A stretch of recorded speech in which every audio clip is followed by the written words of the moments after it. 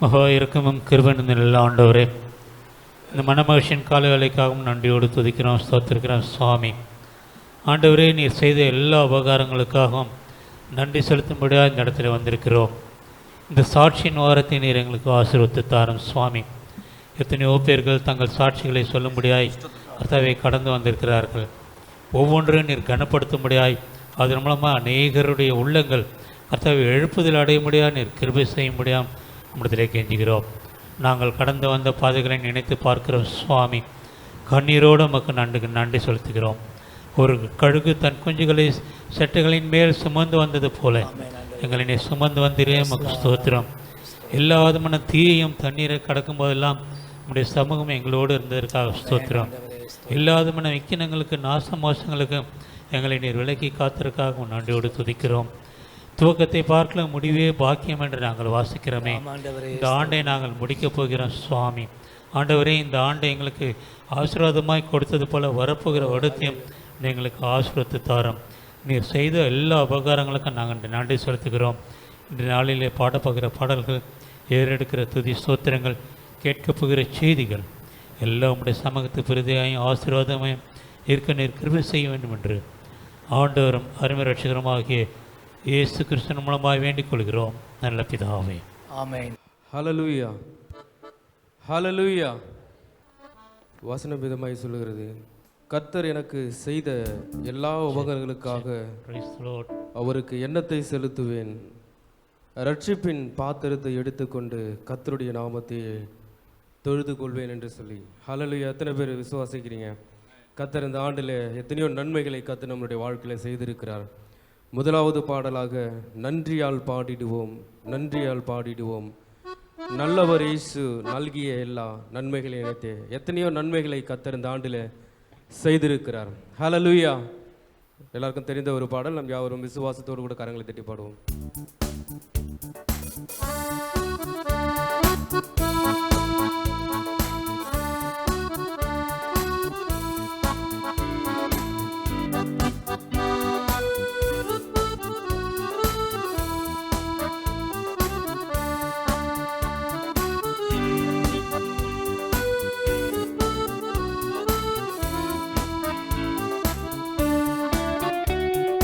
நன்றியால் பாடிடுவோம், நன்றியால் பாடிடுவோம், நல்லவர் இயேசு நல்கிய எல்லா நன்மைகளை நினைத்தே. நல்லவர் இயேசு நல்கிய எல்லா நன்மைகளை நினைத்தே. செங்கடல் தடை நடுவாய் பிரித்த எங்கள் தேவனின் கரமே, செங்கடல் தடை நடுவாய் பிரித்த எங்கள் தேவனின் கரமே, தாங்கியதே இந்நாள் வரையும் தயவாய் மாதயவாய், தயவாய் மாதயவாய்,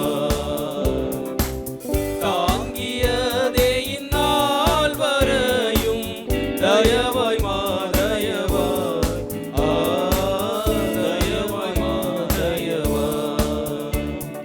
நன்றியால் பாடிடுவோம், நன்றியால் பாடிடுவோம், நல்லவர் இயேசு நல்கிய எல்லா நன்மைகளை நினைத்தே.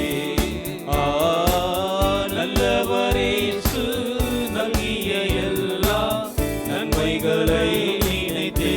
உயிர்ப்பித்தே உயிர்ப்பித்தே உயர்த்தினார் உன்னதம் வரை உடன் சுதந்திரராயிருக்க. உயிர்ப்பித்தே உயர்த்தினார் உன்னதம் வரை உடன் சுதந்திரராயிருக்க.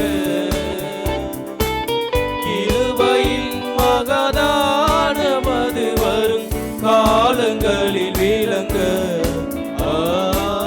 காலங்களில் விளங்க. கிருபையின் மகதானமது வரும் காலங்களில் விளங்க, காலங்களில் விளங்க. நன்றியால் பாடிடுவோம், நன்றியால் பாடிடுவோம். நல்லவர் இயேசு நல்கிய எல்லா நன்மைகளை நினைத்தே, நல்லவர் இயேசு நல்கிய எல்லா நன்மைகளை நினைத்தே, ஜீவனை தியாகமாய் வைத்த பலர் கடும் சேவையில் மரித்தார். ஜீவனை தியாகமாய் வைத்த பலர் கடும் சேவையில் மரித்தார். சேர்ந்து வந்து சேவை புரிந்து சோர்ந்திடாமல் நிற்போம், சோர்ந்திடாமல் நிற்போம். சேர்ந்து வந்து சேவை புரிந்து சோர்ந்திடாது நிற்போம், சோர்ந்திடாது நிற்போம். நன்றியால் பாடிடுவோம், நன்றியால் பாடிடுவோம். நல்லவர் இயேசு நல்கிய எல்லா நன்மைகளை நினைத்தே, நல்லவர் இயேசு நல்கிய எல்லா நன்மைகளை நினைத்தே. எத்தனை பேர் விசுவாசிக்கிறீங்க? நான் பாடினது போல இந்த பாடல்கள் வரிகள் சொல்லுது, மித்திருக்களான பலர் நன்றி எழுந்து சத்துருக்களாயினர் என்று சொல்லி. ஆண்டவர் எத்தனையோ நன்மைகளை கர்த்தர் நம்முடைய வாழ்க்கையில் செய்திருக்கிறார். இந்த 12 மாதமும் இந்த கடைசி வாரத்திலும் இன்றைக்கு நம்ம நிற்கிறோம் அப்படின்னா தேவனுடைய கிருபை என்று எத்தனை பேர் சொல்ல முடியும்? இந்த ஆண்டை தொடங்கினவர்கள் இந்த முடிவில் அநேகர் இல்லை. ஆனால் கர்த்தர் நம்மை நிலைநிறுத்திருக்கிறார், கர்த்தர் நமக்கு தயவு கொடுத்திருக்கிறார், கர்த்தர் நமக்கு ஜீவனை கொடுத்திருக்கிறார். அந்த விசுவாசத்தோடு கூட நன்றியால் துதிப்பாடு, உன் இயேசுவை உள்ளத்தால் என்றும் பாடு. வல்லவர், நல்லவர், போதுமானவர், வார்த்தையில் உண்மை உள்ளவர். எத்தனை பேர் விசுவாசிக்கிறீங்க ஆண்டவர் வார்த்தையில் உண்மை உள்ளவர் என்று சொல்லி? இந்த மனிதர்கள் உலகத்தில் வார்த்தைகளை சொல்லுவார்கள், செய்ய முடியாது. ஆனால் கர்த்தர் சொல்லுகிறதை நம்மளுடைய வாழ்க்கையில செய்து முடிக்கிற தேவனாய் இருக்கிறார். நன்றி நிறைந்த உள்ளத்தோடு இந்த பாடலை பாடுவோமா? நல்ல கைத்தட்டி உற்சாகமே பாடலாமா?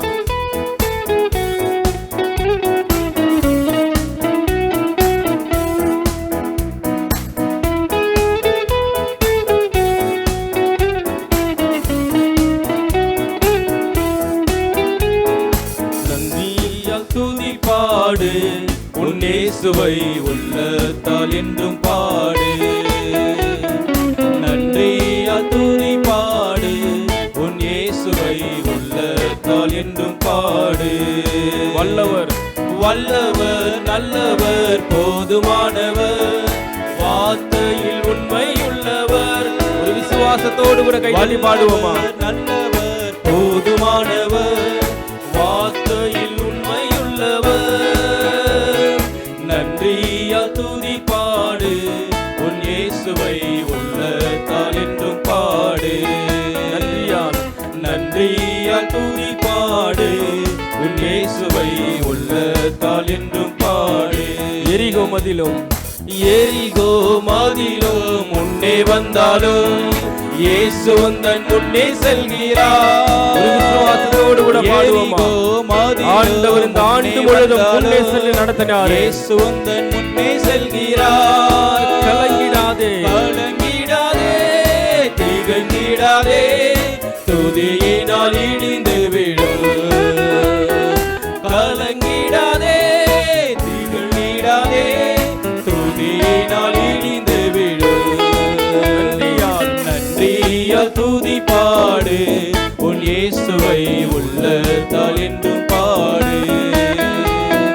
நன்றியால் துதி பாடு, உன் இயேசுவை உள்ளத்தால் என்றும் பாடு. துன்மார்க்க ஏதுவான, துன்மார்க்கர் ஏதுவான வெறி கொள்ளாமல் தெய்வ பயத்தோடு என்றுமே.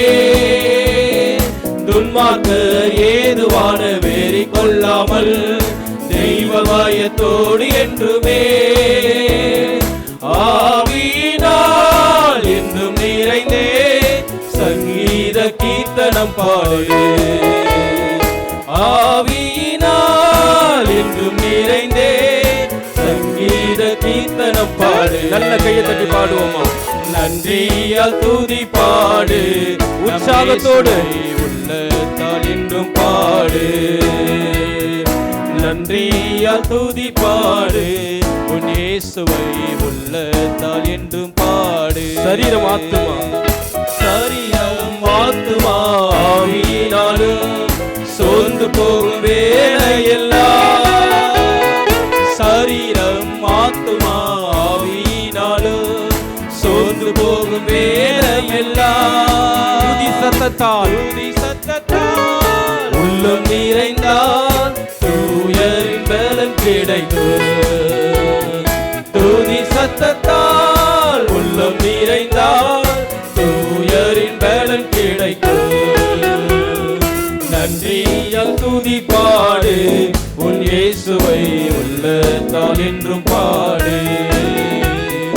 நன்றியால் துதி பாடு, உன் இயேசுவை உள்ளத்தால் என்றும் பாடு. வல்லவர் வல்லவர், அவரே வல்லவராக, அவரே வல்லவராக, அவரே நம்மளுடைய வாழ்க்கையில போதுமானவராய் இருக்கிறாரு. வல்லவர், நல்லவர், போதுமானவர், வார்த்தையில் உண்மையுள்ளவர்.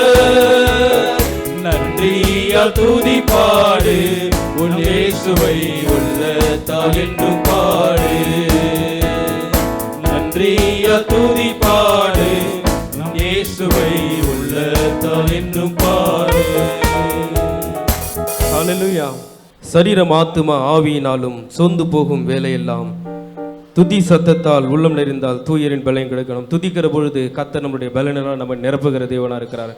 எத்தனையோ சூழ்நிலைகளை, எத்தனையோ பிரச்சனைகள் மத்தியில் நாம் துதிக்கிற பொழுது தேவன் நம்மை நிரப்புகிற தேவனாய் இருக்கிறார். நம்ம பொதுவாகவே ஆராதனை முடிவில் சொல்லுவோம், என் ஆத்துமாவை கர்த்தரை ஸ்தோத்திரி என்று சொல்லி. ஆத்துமாவிலையும் கர்த்தரை நாம் ஸ்தோத்திரிக்கிறவர்களாக இருக்க வேண்டும். எல்லாருக்கும் தெரிந்த ஒரு பாடல், ஆத்துமாவே நன்றி சொல்லு முழு உள்ளத்தோடு. நம்ம இந்த இடத்துல கூடியிருக்கிறோம் அவரை துதிக்கும்படியாய், அவரை ஆராதிக்கும்படியாக இந்த இடத்துல கூறியிருக்கிறோம். நாம் எந்த சொந்த சிந்தனைகளுக்கும் இடம் கொடுக்காமல் பாடல்கள் வரிகளில் உணர்ந்தவர்களாய் நாம் விசுவாசத்தோடு கூட பாடுகிற பொழுது தேவன் நம்மை உண்மையாகவே நிரப்புகிற தேவனாய் இருக்கிறார். நாம் யாவரும் கைகள் தட்டி உற்சாகமாக அந்த பாடலை பாடுவோமா? நல்ல கைதட்டி பாடலாமா?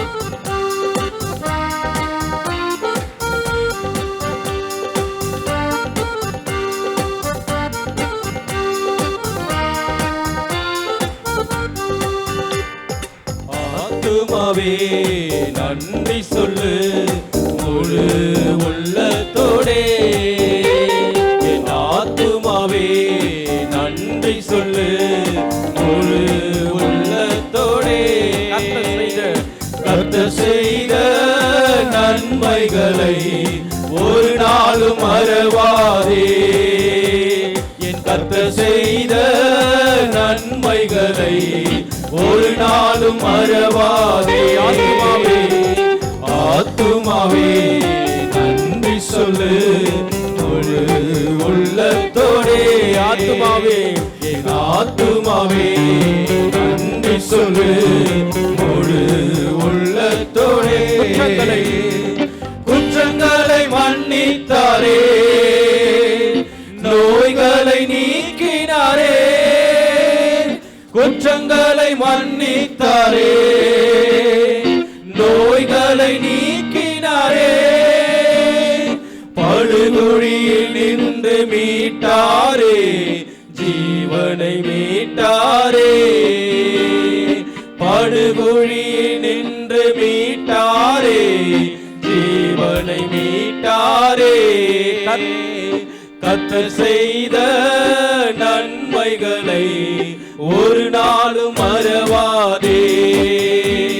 என் கர்த்தர் செய்த நன்மைகளை ஒரு நாளும் மறவாதே.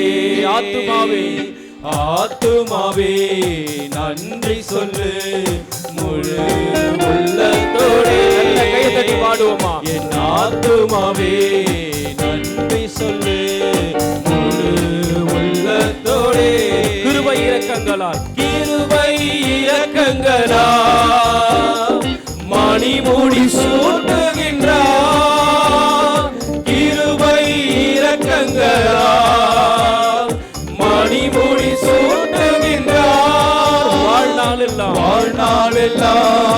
நன்மைகளால் திருப்தியாக்குகின்றார். வாழ்நாள் விசுவாசத்தோடு கூட பாடுவோம். ஆண்டவர் ஒவ்வொரு நாளும் நம்மை திருப்தியாக்குகிற தெய்வமாய் இருக்கிறாரே. என் கர்த்தர் செய்த நன்மைகளை ஒரு நாளும் மறவாதே. என்னுடைய சமூகத்தில் நான் பாடினது போல நல்ல கரங்களை உயர்த்தி, ஆண்டவரே நாங்கள் உமக்கு நன்றி செலுத்துகிறோம் அப்பா. ஆண்டவரே நாங்கள் உண்மையே துதிக்கிறோம் தகப்பனே. ஆண்டவரே நாங்கள் பாடினது போல ஆண்டவரே நீர் எங்களுடைய குற்றங்களை மன்னித்திருக்கிற தெய்வமாய் இருக்கிறீரப்பா. ஆண்டவரே கர்த்தாவே, ஆண்டவரே எங்களுடைய வாழ்க்கையில நாங்கள் நினைத்து பார்க்கும் பொழுது ஆண்டவரே கர்த்தாவே எத்தனையோ விதமான ஆண்டவரே கர்த்தாவே உமக்கு விரோதமாய் காரியங்கள் ஆண்டவரே, ஆனாலும் உடைய கிருபையினால கர்த்தர் எங்களை மன்னித்து நடத்தினீரப்பா. ஆண்டவரே உமக்கு நாங்கள் நன்றி செலுத்துகிறோம். நம் யாவரும் வாய்களை விரிவாய் திறந்து ஆண்டவரை நாம் மகிமைப்படுத்துவோமா. எத்தனையோ நன்மைகளை கர்த்தர் நம்மளுடைய வாழ்க்கையில் செய்திருக்கிறாரு.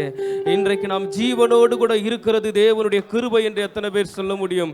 இன்றைக்கு நாம் பலத்தோடு கூட இருப்பது தேவனுடைய கிருபை என்று எத்தனை பேர் சொல்ல முடியும்? நன்றி நிறைந்த உள்ளத்தோடு கூட நாம் நன்றி மறவாமல் அவரையே நாம் மகிமைப்படுத்துவோமா. அவர் ஒருவருக்கே ஆராதனை செலுத்துவோமா. இந்த கடைசி நாட்களில், இந்த கடைசி வாரத்தில் ஆண்டவர் இந்த 2025 தேவன் கிருபையாய் நம்மை நடத்திருக்கிறாரு. எத்தனையோ பலவீனங்கள், எத்தனையோ போராட்டங்கள், எத்தனையோ அவமானங்கள், எத்தனையோ நிராகரிப்புகள், ஆனால் கர்த்தர் அவைகள் மத்தியில் இருந்து கர்த்தர் நம்மை நடத்தி தேவனை மகிமைப்படுத்தும்படியாய், அவரை உயர்த்தும்படியாய் கர்த்தர் இந்த இடத்துல நிறுத்திருக்கிறாரே. அவர் எவ்வளவு நல்லவராகவே இருக்கிறார். நாம் நம்முடைய வாழ்க்கையில நாம் நல்லவராக இல்லாத போதிலும் கர்த்தர் நம்முடைய வாழ்க்கையில நல்லவராகவே இருக்கிறாரு. ஆண்டவர் நம்முடைய வாழ்க்கையில எத்தனையோ நன்மைகளை கர்த்தர் செய்திருக்கிறாரு. அதை நினைத்து நாம் நன்றி செலுத்துவோமா. ஆண்டவரே நீர் நல்லவரப்பா. ஆண்டவரே நீர் ஒருவரே மகிமைக்கும் துதிக்கும் பாத்திரரப்பா. ஆண்டவரே நீர் ஒருவரே புகழ்படத்தக்கவரப்பா. எத்தனை பேர் சொல்ல முடியும்? அவரே எல்லா துதிக்கும், எல்லா கனத்திற்கும், எல்லா மகிமைக்கும் பாத்திரர் என்று சொல்லி ஆண்டவர் ஒருவரே மகிமையான தெய்வமாய் இருக்கிறாரு. ஓ இயேசுவே உமக்கு நாங்கள் நன்றி செலுத்துகிறோம் அப்பா. ஆண்டவரே உம்மை துதிக்கிறோம், உம்மை துதிக்கிறோம், உம்மை துதிக்கிறோம், உம்மை துதிக்கிறோம், உம்மை துதிக்கிறோம் ஆண்டவர். ஓ இயேசுவே உமக்கு நன்றி செலுத்துகிறோம், நன்றி செலுத்துகிறோம், நன்றி செலுத்துகிறோம், நன்றி செலுத்துகிறோம். வசன விதமாய் சொல்லுகிறது, பஞ்சத்தில் அவர்களை உயிரோட காக்கவும் கர்த்தருடைய கண் அவர்கள் மேல் நோக்கமாயிருக்கிறது. நம்முடைய ஆத்துமா கர்த்தருக்கு காத்திருக்கிறது. அவரே நமக்கு துணையும் நமக்கு கேடகமானவர் என்று சொல்லி எத்தனை பேர் சொல்ல முடியும்? அவரே நமக்கு கேடகமாயிருக்கிறார் என்று சொல்லி, அவரே நமக்கு துணையும் இருக்கிறார் என்று எத்தனை பேர் சொல்ல முடியும்? ஆண்டவருடைய மகிமைப்படுத்தி கொண்டே இருப்போமா. நம்மளுடைய வாழ்க்கையில ஒவ்வொரு நிமிஷமும் கர்த்தர் நம்மை நடத்தி வந்திருக்கிறாரு. ஒவ்வொரு நாட்களிலும் கர்த்தர் நம்மை நடத்தி வந்திருக்கிறாரு. எத்தனையோ நேரங்களில் சாப்பாடுகள் இல்லாமல் இருந்தது. ஆனால் வசனம் சொல்லுகிறது, நீதிமான்கள் ஒருபோதும் அப்பத்துக்கு அலைந்து திரிவதில்லை என்று சொல்லி கர்த்தர் நம்மை 3 வேளையும் போஷித்து கர்த்தர் நம்மை நடத்தினார் என்றால் அது தேவனுடைய கிருபை என்று எத்தனை பேர் சொல்ல முடியும்? எத்தனையோ பேர் வாடகை வீட்டிலே இருக்கிறோம். தேவன் நம்மை கொடுக்கும்படியாய் கர்த்தர் கிருபை செய்திருக்கிறாரே. அது தேவனுடைய கிருபை என்று எத்தனை பேர் சொல்ல முடியும்? ஆண்டவர் நம்மை நடத்தி வந்திருக்கிற தெய்வமாய் இருக்கிறாரே. இன்றைக்கு எத்தனை பேர் சொல்ல முடியும்? ஆண்டவரே நான் நிற்பதும் நிர்மூலமாகாமல் இருப்பதும் தேவனுடைய கிருபை என்று எத்தனை பேர் சொல்ல முடியும்? ஆண்டவரே நான் என்னுடைய பலத்தினால அல்லப்பா, என்னுடைய பராக்கிரமத்தினால அல்ல ஆண்டவரே, உம்முடைய ஆவியினால இந்த இடத்துல நிற்கிறேன் என்று சொல்லி எத்தனை பேர் சொல்ல முடியும்? ஆண்டவரே கர்த்தருடைய கிருபை அப்பா, உம்முடைய தயவு ஆண்டவரே, உம்முடைய அன்பு ஆண்டவரே, இந்த உலகத்தில் எங்களை அதிகமாய் நேசிக்கிற ஒரே ஒரு அன்பு அது உம்முடைய அன்பாய் இருக்கிறது. எத்தனை பேர் சொல்ல முடியும்? நம் வாய்களை விரிவாய் திறந்து வசனம் சொல்லுகிறது, உன் வாயை விரிவாய் திற அதை நான் நிரப்புவேன் என்று சொல்லி நாம் இன்றைக்கு மௌனமாய் இருக்க இங்கே அழைக்கப்படவில்லை. கர்த்தர் செய்த நன்மைகளுக்காய், கர்த்தர் செய்த அதிசயங்களுக்காய், கர்த்தர் நம்மை நடத்தி வந்ததற்காய் நாம் நம்மை துதிக்கும்படியாய் கர்த்தரை நம்ம வந்திருக்கிறோமே. ஓ இயேசுவே உமக்கு நன்றி செலுத்துகிறோம் அப்பா.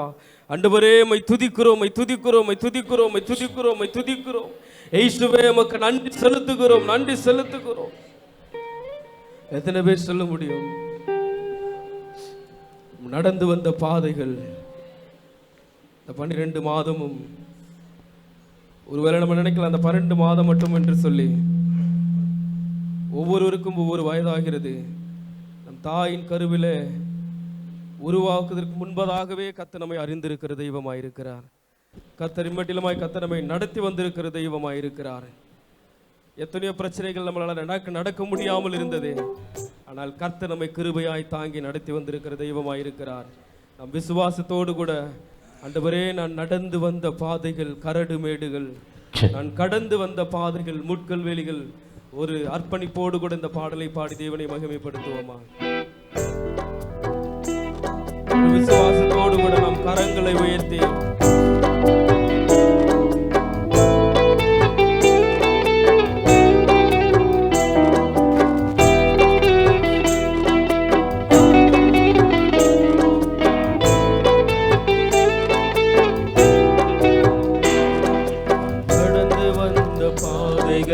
கரடு மேடுகள், நடந்து வந்த பாதைகள் முட்கள் வேலிகள், நான் நடந்து வந்த பாதைகள் கரடு மேடுகள், நான் கடந்து வந்த பாதைகள் முட்கள் வேலிகள், நடக்க முடியல ஏசப்பா, நடக்க முடியல, தாங்கிக் கொள்ளுங்க கரத்தால் ஏந்தி கொள்ளுங்க, தாங்கிக் கொள்ளுங்க கரத்தால் ஏந்தி கொள்ளுங்க, நான் நடந்து வந்த பாதைகள் கரடு மேடுகள், நான் நடந்து வந்த பாதைகள் முட்கள் வேலிகள், என் சுயபலத்தால் ஓடி பார்த்தேன் ஓட முடியல, என் மனபலத்தால் நடந்து பார்த்தேன் நடக்க முடியல, என் சுயபலத்தால் ஓடி பார்த்தேன்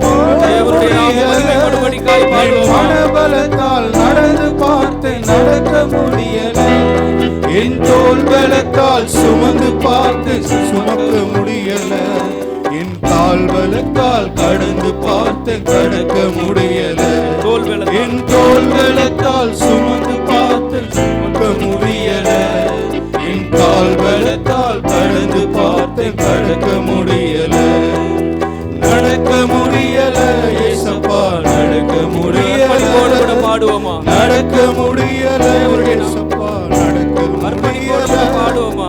தாங்கிக் கால வேளையில எத்தனையோ நன்மைகளை கர்த்தர் நம்முடைய வாழ்க்கையில செய்திருக்கிறார்.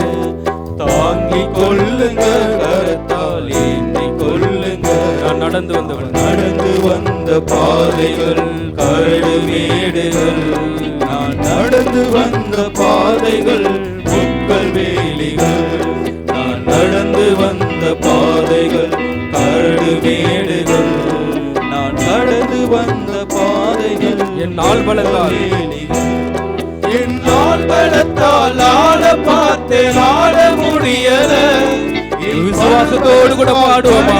பார்த்தேன் படைக்க முடியல, நம்முடைய பலத்தினால ஒண்ணுமே செய்ய முடியாது, ஆள பார்த்தேன் ஆள முடியல, என் பணபலத்தால் படைக்க பார்த்தேன் படைக்க முடியல, என் சொல் பலத்தால் சாதிக்க பார்த்தேன் ஒன்று முடியல, என் வாய் பலத்தால் வாழ பார்த்தேன் வாழ முடியல, என் சொல் பலத்தால் சாதிக்க பார்த்தேன் ஒன்று முடியல, என் வாய் பலத்தால் வாழ பார்த்தேன் வாழ முடியல, நடக்க முடியல ஏசப்பா, நடக்க முடியல, நடக்க முடியல ஏசப்பா, நடக்க முடியல, தாங்கிக் கொள்ளுங்க கரத்தால் ஏந்தி கொள்ளுங்க, தாங்கிக் கொள்ளுங்க கரத்தால் ஏந்தி கொள்ளுங்க, நான் நடந்து வந்த பாதைகள் எல்லாம் கரங்களை மேடுகள்,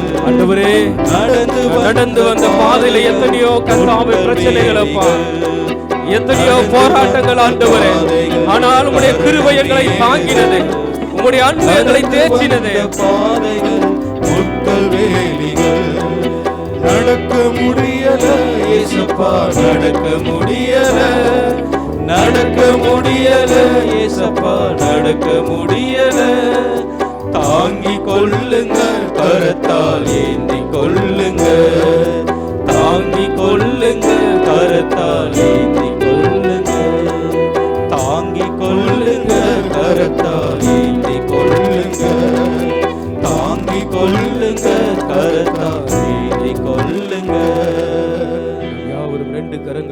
ஆண்டவருடைய சமூகத்தில் விசுவாசத்தோடு கூட நாம் பாடினது போல ஆண்டவரே நம்மை நடத்தி வந்திருக்கிற தெய்வமாக இருக்கிறார். வசனம் சொல்லுகிறது, அந்நிய தேவன் நம்மை நடத்தவில்லை, கர்த்தர் ஒருவரே அவனை நடத்தினார் என்று சொல்லி. எத்தனை பேர் விசுவாசிக்கிறீங்க? இந்த உலகத்தில் யாரும் நம்மை நடத்தவில்லை, கர்த்தர் ஒருவரே நம்மை நடத்தி வந்திருக்கிற தெய்வமாய் இருக்கிறார். கர்த்தர் ஒருவரே நம்மை தேற்றின தெய்வமாய் இருக்கிறார். கர்த்தர் ஒருவரே நம்மை பாதுகாத்த தெய்வமாய் இருக்கிறார். எத்தனையோ பிரச்சனைகள், எத்தனையோ ஆபத்துகள், ஆனால் கர்த்தர் தம்முடைய கரங்களினால நம்மை தூக்கி சுமந்து பாதுகாத்து இந்த இடத்துல நிறுத்திருக்கிறார் என்றால் அது தேவனுடைய கிருபை என்று எத்தனை பேர் சொல்ல முடியும்? நாம் யாவரும் விசுவாசத்தோடு கூட இந்த நாளில் கர்த்தர் நம் துதிகளையும் சோத்திரங்களை ஏற்றுக்கொண்டபடியால் நாம் யாவரும் கரங்களை தட்டி தேவனை மகிமைப்படுத்துவோமா? ஹல்லேலூயா, ஹல்லேலூயா. எதுக்கு ஹல்லேலூயா? நம்ம கேட்க போகிற சாட்சிக்காக ஹல்லேலூயா. கர்த்தருக்கு ஸ்தோத்திரம். ஒரு 10 நிமிஷம் பாஸ்டர் பெரிய நேரத்தில் பெர்மிஷன் கேட்டேன். எனக்கு ஒரு சாட்சி இருக்குது, ரொம்ப சின்ன சாட்சி. ஆனால் ஒரு சாட்சிக்கு ஒரு அறிமுகம் உங்களுக்கு கொடுக்கும்படியாய் திடீரென்று நான் ஏவப்பட்டபடினாலே ஒரு 10 மினிட்ஸ் நான் எடுத்துக்கிறேன். சாட்சி சொல்வது, சாட்சியாய் பேசுவது, சாட்சியாய் அறிவிப்பது எப்போத்திலிருந்து இது ஆரம்பித்தது? சிஸ்டர் நிர்மலாவுக்கு ரொம்ப கோபம் வருது, ஆரம்பிச்சிட்டாண்டா வேலையை அப்படின்னு. ஏன்னா நமக்கு தெரியணும், அதுக்காக தான் நம்ம எல்லாம் சாட்சி சொல்கிறோம். சபையில் வர்றோம், சாட்சி சொல்லணும்னு நம்ம சொல்லப்படுகிறது, நம்ம சாட்சி சொல்கிறோன்னு ஏவப்படுகிறோம், அதனால சாட்சி சொல்கிறோம். ஆனால் இது எப்போத்திலேருந்து இது நடைமுறையில் இருக்குது? சபைகள்லாம் உண்டான பிற்பாடா? ஆதி காலத்திலிருந்தே இருக்கு. முதல் சாட்சி சொன்ன தேவ பிள்ளை யார்? ஆதி மனுஷன்தான். ஆதாம்னு சொல்லிட்டாதீங்க தயவு செய்து. யார் சொன்ன முதல்ல? யாரோ சொன்னாங்க, ஆபிரகாம். என்ன சாட்சி சொன்னார்? என்ன சாட்சி சொன்னார்?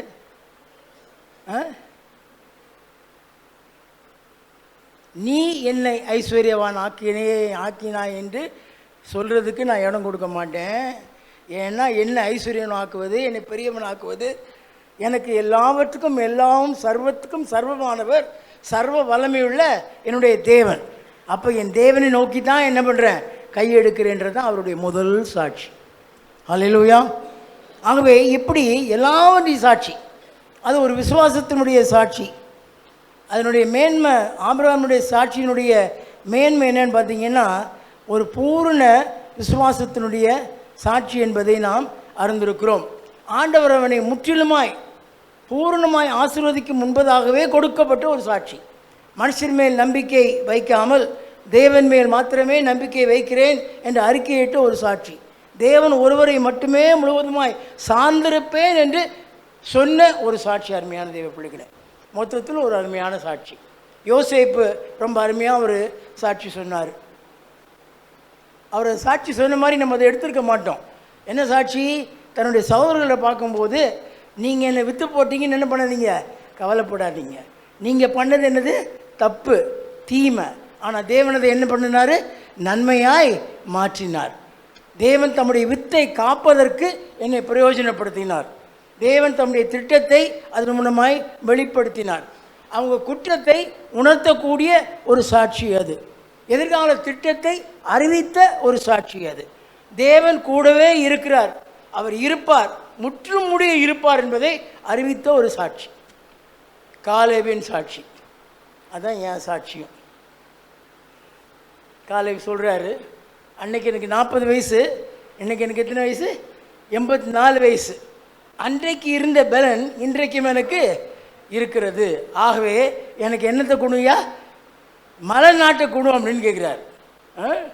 ஆகவே கர்த்தர் இந்த அடிமையையும் 24 வயதில் இந்த ஓட்டத்தை ஆரம்பித்த என்னை இந்த 84வது வயதிலும் ஆண்டவர் ஓடும்படியாக கிருபை கொடுத்திருக்கிறார். கர்த்தருடைய பரிசுத்த நாமத்துக்கு ஸ்தோத்திரம். என் குடும்பத்தில் சொல்லுவாங்க, இந்த ஓட்டக்காலை வச்சுட்டு இந்த ஓட்டம் ஓடுறியா, ஆண்டவர் சரியான நல்ல கால் கொடுத்துருந்தாருன்னா இன்னும் என்னெல்லாம் ஓடுவியோ, கொஞ்சம் அடங்கி ஓடு அப்படிம்பாங்க. ஆமாம், அருமையான தெய்வ பிள்ளைகளே, கர்த்தர் அடிமைக்கும் அப்பேற்பட்ட ஒரு அற்புதமான கிருபையை தந்ததற்காக அவருடைய சுத்த கிருபை. ஆம், என்னென்னா என்னால் எந்த விதத்தில் என்னால் ட்ராவல் பண்ண முடியும். நடந்தும் ட்ராவல் பண்ண முடியும், சைக்கிளையும் இப்போ கூட சைக்கிள் ஓட்ட சொன்னீங்கன்னா கூட ஓட்டுவேன்.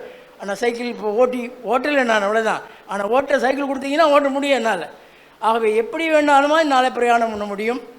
அடுத்து என்னால் பிரயாணம் பண்ணுவதற்கு கர்த்தர் கிருபை கொடுத்திருக்கிறார். எந்த ஒரு சோர்வும் இல்லாமல், எந்த ஒரு களைப்பும் இல்லாமல், இரவு பகல் என்று பாராமல் பிரயாணம் பண்ணவும் போகவும் வரவும் தேவனுடைய ஊழியங்களை செய்யவும் கர்த்தர் இந்த மட்டும் கிருபை பாராட்டி இருக்கிறார். நெகேமியாவின் சாட்சி, ஜெபத்துக்கு பதில் கிடைத்த சாட்சி, எல்லாம் உங்களுக்கு நல்லா தெரியும், அதுக்காக தான் சொன்னேன். மரியாளின் சாட்சி, அது என்ன சாட்சி? தேவனுடைய தெரிந்து கொள்ளுதலின் சாட்சி. அருமையான தேவ பிள்ளைகளை, ஆண்டவராக இயேசு கிறிஸ்து சாட்சியை பற்றி சொன்னதை மட்டும் சொல்லிவிட்டு நான் முடிச்சிடுறேன். அப்புறம் நாம் தேவன் அருள போகிற சாட்சிகளை நாம் கேட்கலாம். ஆண்டவர் சாட்சியை பற்றி என்ன சொன்னார்? இதை ஒருத்தருக்கும் சொல்லாத அப்படின்னாரு இல்லைங்களா? அற்புதெல்லாம் பண்ணிவிட்டு என்ன சொன்னார்? ஒருத்தருக்கும் சொல்லாதேன்னார். அப்புறம் ஒருத்தர்கிட்ட சொல்கிறாரு, நீ போய் எங்கேயுமே இது எல்லாத்துக்கும் என்ன பண்ணு, பிரசித்தம் பண்ணு அப்படின்றார். ஏன் இந்த கான்ட்ரவர்சி? அது ஆண்டவரே விளக்கம் கொடுக்குறார்.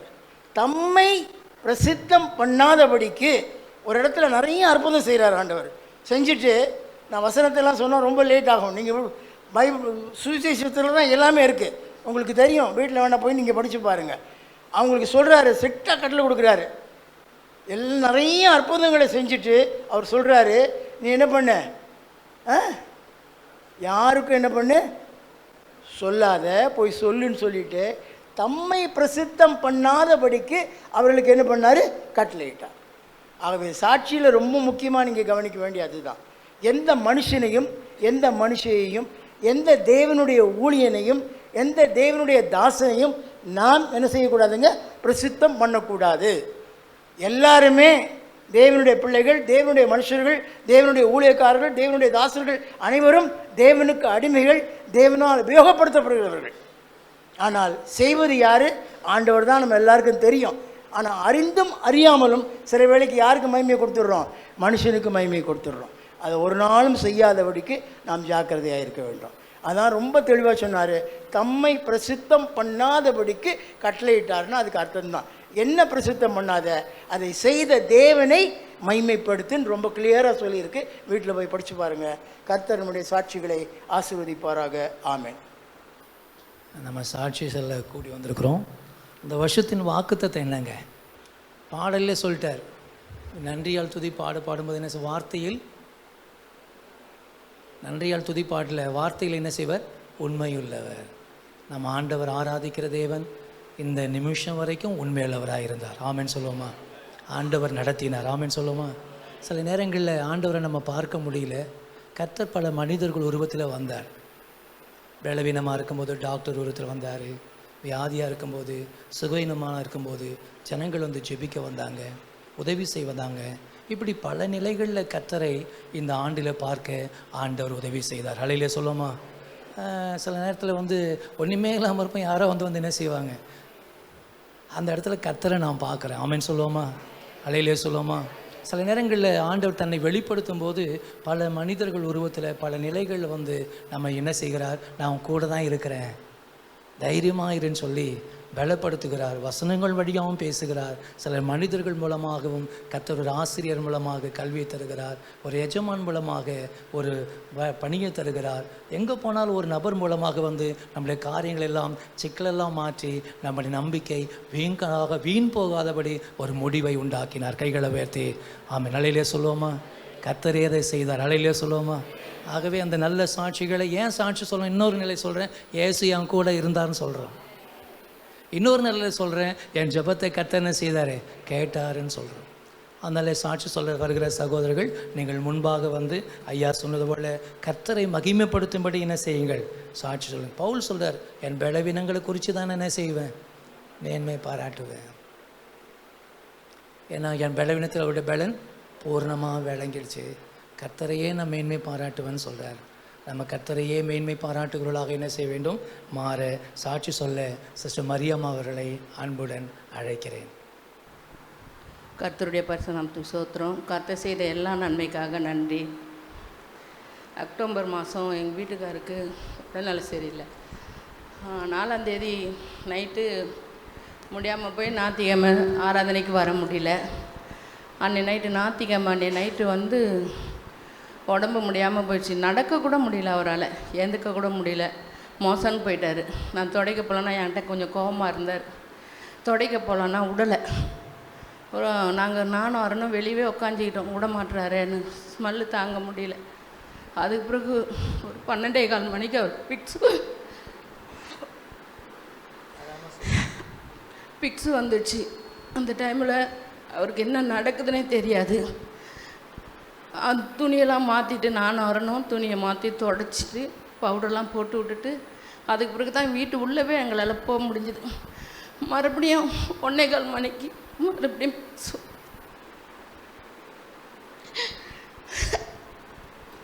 பிக்ஸ் வந்தது. 2 பேரும் ஏந்தி ஜெபம் பண்ணி கூடவே படுத்து மறுபடியும் 4:15 பிக்ஸ்.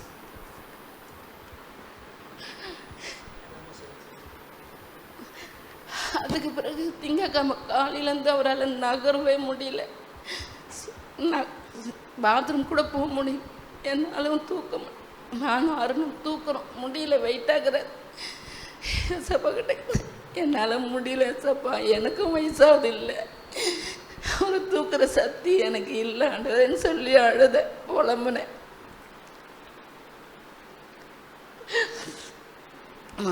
மாமா பாத்ரூம் கூட பாத்ரூம் கூட நீ போ, நான் எடுத்து போட்டுக்கிறேன், நீ எதுக்கும் கவலைப்படாத, ஜபம் மட்டும் பண்ணேன்.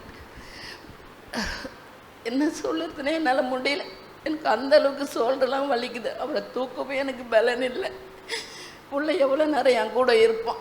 அவனும் ஊழியத்துக்கு போனான், அவன் போயிட்டான். சாப்பாடெல்லாம் கொடுத்துட்டு ஒன்று கூட போ, பாத்ரூம் கூட தந்தா போ, நானும் எடுத்துக்கிறேன் மாமான்னு சொல்லிட்டேன். மெதுவாக நகர்ந்து வெட்டைக்கு சாலையாக நகர்ந்து ஷோல்டர் பிடிச்சி தூக்கி உட்கார வச்சேன். அது பிறகு கேட்டேன், ஏசப்பா என்னால் முடியல ஏசப்பா, அவரை தூக்க எனக்கு பலன் கொடுங்க, அவருக்கு நல்ல சுகத்தை கொடுத்து அவர் வேலை அவர் செய்யணும் அப்படின்னு சொல்லி அழுது ஜபம் பண்ண பிறகு மெடிக்கலில் போய் 2 வேளை மாத்திரம் வாங்கிட்டு வந்து போட்டு 2 நாள் 3ஆம் நாத்து கொஞ்சம் கொஞ்சமாக காலை எடுத்து வச்சு பிடிச்சி வந்தார். அதுக்கு பிறகு ஒரு 3ஆம் நாத்து சரியா ஓரளவுக்கு நடக்க ஆரம்பிச்சு மறுபடியும் அவர் நல்லா நடந்து பாத்ரூம் போக ஆரம்பித்தார். இப்போதைக்கு அவருக்கு சைக்கிள்லாம் ஓட்ட முடியல, ஆனால் கர்த்தர் நல்லா நடக்க வச்சார். அது கர்த்தருக்கு கோடான கோடி ஸ்தோத்திரம். என் குடும்பத்துக்காகவும் உங்களுக்காக ஜெபம் பண்ணிக்கொள்ளுங்க. கர்த்தருடைய நாமம் மகிமைப்படுவதாக. ஆமேன். ஆமேன். Thank you sister. அடுத்தது சகோதரர் ஹரிதாஸ் ஃபேமிலி வந்து சாட்சி சொல்வார்கள். கர்த்தருடைய நாமத்துக்கு மகிமை உண்டாவதாக. இந்த ஆண்டு முழுவதுமாக கர்த்தர் எந்த ஒரு நன்மையும் குறைவில்லாமல் எங்கள் குடும்பத்தை அதிசயமாய் நடத்தி வந்தார். அது மாத்திரமல்லாமல் இந்த ஆண்டில் ஒரு 2 கேமரா வாங்கும்படியாகவும் கர்த்தர் உதவி செய்தார். எனக்கு 10 மாதமாக வேலை இல்லாமல் இருந்தேன். ஜெபித்துட்டு வந்தேன் நான், எனக்கு இந்த சம்பளத்தில் ஒரு நல்ல வேலையை கொடுங்க சுவாமின்னு சொல்லிட்டு. அதுக்கேற்ற மாதிரி இந்த மாதம் 10ஆம் தேதியிலேருந்து ஒரு நல்ல வேலையை கொடுத்து நான் வேலைக்கு போகும்படியாக கர்த்தர் உதவி செய்தார். அதோடைய பெரிய சாட்சி என்னென்னா,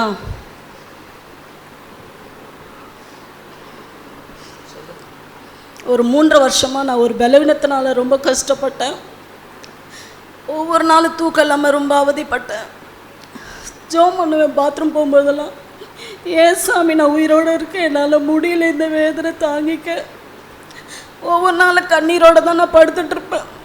என்னால் முடியவே முடியாது, ஒரு வேலையும் செய்ய முடியாது, எப்பவும் படுத்துகிட்டே இருக்கலாம் போல் இருக்கும். அந்த பலவீனத்தில் நான் 3 வருஷமாக அவஸ்தைப்பட்டேன். டாக்டர்கிட்ட போய் எனக்கு ஒரு பிரயோஜனமும் இல்லாமல் இருந்துச்சு. நான் அதை அப்படியே விட்டுட்டேன். அதை பற்றி ட்ரீட்மெண்ட் எடுக்கணுன்ற ஒரு இதுவே இல்லாமல் நான் பயத்திலே நான் இருந்துட்டேன். கடந்த மாதம் மேம் என்னை ரொம்ப கட்டாயப்படுத்தினாங்க. அவங்களோட வற்புறுத்தினால நான் அந்த ஹாஸ்பிட்டலுக்கு போனேன். அங்கே போனதால் கர்த்தர் அந்த மருந்து மாத்திரையினால எனக்கு ஒரு நல்ல சுகத்தை கொடுத்து இந்த நாளில் நான் வந்து சரீர பலத்தோடு வந்து நிற்கவும், கொஞ்ச நேரம் கூட என்னால் நிற்கவே முடியாது. கடைசியிலே உட்காந்துருவேன். முன்னாடி வந்து உட்கார்னா கஷ்டமாக இருக்கும். முன்னாடியே வந்து எப்படி நம்ம உட்காந்துட்டே இருக்க முடியும் வர்ஷிப்லன்னு சொல்லிட்டு நான் ரொம்ப வேதனையோடவே பின்னாடியே உட்காந்துருவேன். மெசேஜ் டைம் மட்டும் முன்னாடி வந்து உட்காருவேன். ஆனால் இப்போ முன்னாடி வந்து நிற்கும்படியாக கர்த்தர் எனக்கு உதவி செய்தார். இந்த ஆண்டு முழுவதுமாய் கர்த்தர் என்னை கண்மணி போல காத்து ஒவ்வொரு நாளும் நடத்தி வந்த தயவுக்காய் கர்த்தருக்கு மகிமை உண்டாவதாக. ஆமேன். ஆமேன். அடுத்தது பிரதர் கவிதா ராபர்ட் குடும்பம் வந்து சாட்சி சொல்வார்கள். கர்த்தரின் பரிசுத்த நாமத்துக்கு மகிமை உண்டாவதாக. இன்றைக்கி நாங்கள் இங்கே குடும்பமாக நிற்கிறோம் அப்படின்னா கர்த்தரோட பெரிதான கிருபைன்னு தான் சொல்லணும். ஏன்னா நானும் எங்கள் வீட்டுக்காருமே சின்ன வயசுலேருந்து ரொம்ப கஷ்டப்பட்டிருக்கோம். எங்கள் அம்மா அப்பா வந்து வீட்டை விட்டு ஓடி கல்யாணம் பண்ணவங்க. எங்கள் அம்மாவுக்கு 15 வயசு. அப்போ ஓடி கல்யாணம் பண்ணி திரும்பி வரும்போது எங்கள் அம்மாவுடைய அம்மாச்சி எங்கள் அம்மாவை அடித்து, ஏன்னா எங்கள் அப்பா செம்ம குடிகாரு, அவங்க கூட ஏன் ஓடி போனேன்னு எங்கள் அம்மாச்சி அடிக்கும் போது நான் வயிற்றில் இருந்தேன். எங்கள் அம்மாச்சி அதை பார்த்துட்டு ஹாஸ்பிட்டல் கூட்டிகிட்டு போயிட்டு ஒரு டாக்டர் கையில் காலில் விழுந்து, ஐயா இந்த மாதிரி எகுத்த வீட்டுக்கார பையனோட ஓடி போயிட்டா, இந்த குழந்தைய நீங்கள் கலைச்சிருங்க அப்படின்னு எங்கள் அம்மாச்சி வந்து என்னையை வந்து கலைக்க சொன்னாங்க. மாத்திரை நிறையா வாங்கி கொடுத்தாங்க. ஆனால் அந்த டாக்டர் கஷ்டப்பட்டு மாத்திரையெல்லாம் எழுதி எங்கள் அம்மாச்சி ஒவ்வொரு நாளும் எங்கள் அம்மாவை அடித்து அந்த மாத்திரையை கொடுத்துருக்காங்க. இருந்தாலும் நான் வந்து கலையில் எங்கள் அம்மா வயிற்றில் சேஃபாகவே இருந்தேன். இது வந்து எனக்கு ஏசப்பா போட்ட முதல் உயிர் பிச்சை. ரெண்டாவது வந்து எப்படின்னா, எங்கள் அப்பா நான் 4 மாத குழந்தையில போதையில் ஒரு கவர்மெண்ட்டு கிணறு இருந்திருக்கு. அந்த கிணத்துல அந்த திண்டில் வந்து மழை கொட்டுற மலையில் என்னை தூக்கி போட்டுட்ருக்கிறாரு. ஒரு அரை மணி நேரம் ரொம்ப அழுதுகிட்டே இருந்திருக்கேன். ஒரு 4 வீடு தள்ளி ஆர்சி கிறிஸ்டியன் அவர், அந்த அண்ணன் ஓடி வந்து தெரியாமல், எங்கள் அப்பாவுக்கு தெரியாமல், எங்கள் அப்பா அருவா வச்சு எங்கள் அம்மா எல்லாத்தையும் மிரட்டியிருக்கார் தூக்கக்கூடாதுன்ட்டு. அந்த அண்ணன் வந்து என்னை தூக்கி தொடச்சி ஹாஸ்பிட்டலில் போய் வச்சு 4 மாத குழந்த. அன்றைக்கே நான் ஒரு ஜன்னி எதனா வச்சு இறந்துருக்கணும். அன்றைக்கி அந்த அண்ணன் மூலமாக எனக்கு ஏசப்பா 2வது உயிர் பிச்சை போட்டார். இது ரெண்டுமே வந்து எனக்கு அறியாத வயசில் எங்கள் அம்மா சொல்லி தெரிஞ்சது. 3வது பெரிய சாட்சினா 7 வயசு இருக்கும். எங்கள் அப்பா எங்கள் அம்மாவை செம்மையாக அடிப்பார். போதையில் குடிச்சிட்டு வந்து செம்மையாக அடிப்பார். நான் என் கண்ணால் பார்த்துருக்கேன் எங்கள் அம்மாவை அடிக்கிறத. எங்கள் அம்மா ஒரு நாள் அடி தாங்க முடியாமல், எனக்கு கரெக்டாக 7 வயசு, நல்லா விவரம் தெரியும், எங்கள் அம்மா காட்டுக்கு போகலாம் அப்படின்னு சொல்லிட்டு நான் அழைச்சிட்டு கூட்டிகிட்டு போயிட்டாங்க. நானும் எங்கள் அம்மா காட்டுக்கு தான் கூட்டிகிட்டு போகிறாங்கன்னு நான் எங்கள் அம்மா பின்னாடியே போனேன். அங்கே போனோடனே எங்கள் அம்மா குண்டு காய் இருந்துச்சு. அந்த காயெல்லாம் பறித்தாங்க. பறித்து ஒரு கட்டை இருந்துச்சு, அந்த கட்டையில் இடித்தாங்க. அப்போ அது சாப்பிட்டா செத்துருவோன்னு தெரியாது எனக்கு, 7 வயசு எனக்கு. எங்கள் அம்மா ஏதோ பண்ணுறாங்க, ஏதோ அரைக்கிறாங்கன்னு நினச்சிட்டு இருந்தேன். எங்கள் அம்மா அதை அரைச்சி 2 உருண்டை பிடிச்சி, எனக்கு ஒரு சின்ன உருண்டை, எங்கள் அம்மாவுக்கு ஒரு உருண்டை பிடிச்சி வச்சுருந்தாங்க. அப்போ தான் எனக்கு தெரியும். எங்கள் அம்மா என்கிட்ட சொன்னாங்க, பாப்பா நம்ம செத்துருவோம், நம்ம அப்பாட்ட இனிமேல் அடி வாங்க முடியாது, நம்ம இறந்துருவோம், நம்ம அம்மாச்சி நம்ம வீட்டில் சேர்த்துக்கல, நல்லா இனிமேல் செத்துருவோன்ட்டு இந்த 2 உருண்டே நீ கொஞ்சம் சாப்பிட்ரு, நான் கொஞ்சம் சாப்பிட்டுறேன், இறந்துருவோம் அப்படின்னு. ஒரு அரை மணி நேரம் 1 மணி நேரமாக எங்கள் அம்மா முந்தானே பிடிச்சிட்டு, எனக்கு சாவு மரண பயம் அன்றைக்கி நான் பார்த்தேன். 7 வயசில் ரொம்ப அழுதேன். அதுக்கப்புறம் எங்கள் அம்மா இந்த 2ஐயும் கீழே தள்ளிட்டு எனக்கு தேமல் வச்சோன்னே என்னை தூக்கி இடுப்பில் வச்சுக்கிட்டு எங்கள் அம்மாச்சி வீட்டுக்கு வந்தோம். வந்ததுக்கப்புறம் 12வது வரைக்கும் எங்கள் அம்மா கட்டட வேலை செஞ்சு என்னை படிக்க வச்சாங்க. நான் தான் இவ்வளோ கஷ்டப்பட்டேன் அப்படின்னா எங்கள் வீட்டுக்கார் அதை விட கஷ்டம். எங்கள் வீட்டுக்கார் 11 வயசு இருக்கும் போதே எங்கள் மாமனார் இறந்துட்டார். எங்கள் வீட்டுக்காருக்கு கீழே 3 தங்கச்சி ஒரு தம்பி. ரொம்ப கஷ்டப்பட்டார். 11 வயசில் எங்கள் மாமியார் எங்கள் வீட்டுக்காரை படிப்பை நிறுத்திட்டு பாண்டிச்சேரியில் ஒரு ஹோட்டலில் போய் சேர்த்து விட்டாங்க. எச்சு பிளேட்டு கழுவுறதுக்கு எல்லாமே. அந்த 11 வயசில் ஒரு அம்மா அப்பா அரவணைப்பில் இல்லாமல் எங்கள் வீட்டுக்காரரும் ரொம்ப கஷ்டப்பட்டார்.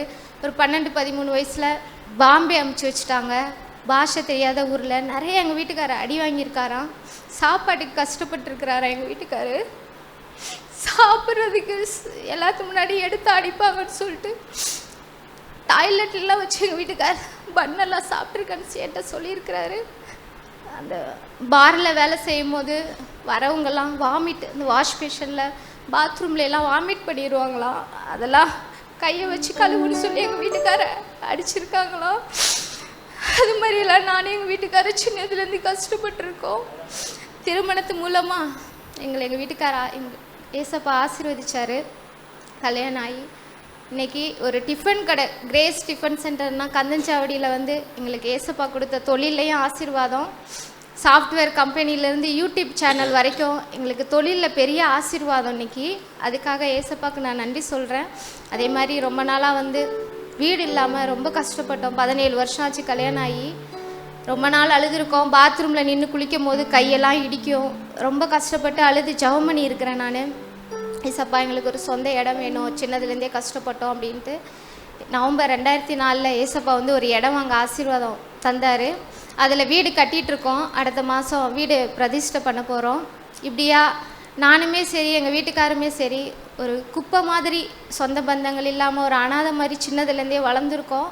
குப்பை மாதிரி இருந்த எங்களுக்கு ஒரு ஆசீர்வாதம், இரக்கம், பிச்சை, கிருபை இதெல்லாம் ஒரு சூறாவளி காற்று மாதிரி எங்கள் மேலே வீசி இன்றைக்கி 2 பேரும் குப்பையாக இருந்த எங்களை ஏசப்பா கோபுரத்தின் உச்சியில் கொண்டு போய் வச்சுருக்காரு.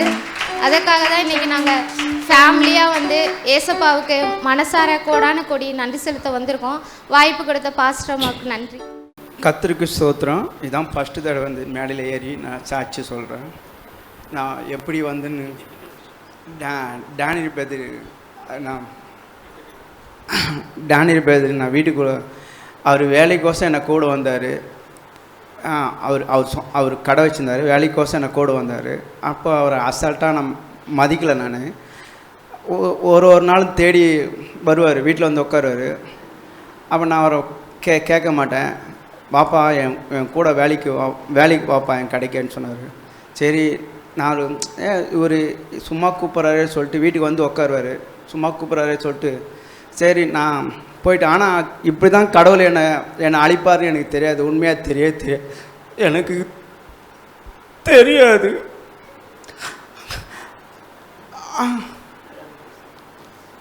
அவர் கூட போய் அப்போ இந்த வேலையை சொல்லி சொன்னார். செஞ்சேன். அவோ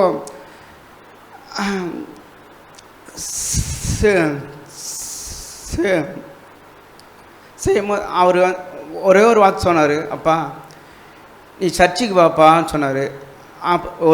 ஒரே வசனத்தை ஒண்டி காது குத்து கேளு, உனக்கு படிக்கலைன்னா பரவாயில்ல, வசனத்தை ஒண்டி காது குத்து கேளு அப்படின்னு சொன்னார். சரி நான் வந்தபோது தான் தெரியுது, அப்போ என்னை தொட்டார், கடவுள் தொட்டார்.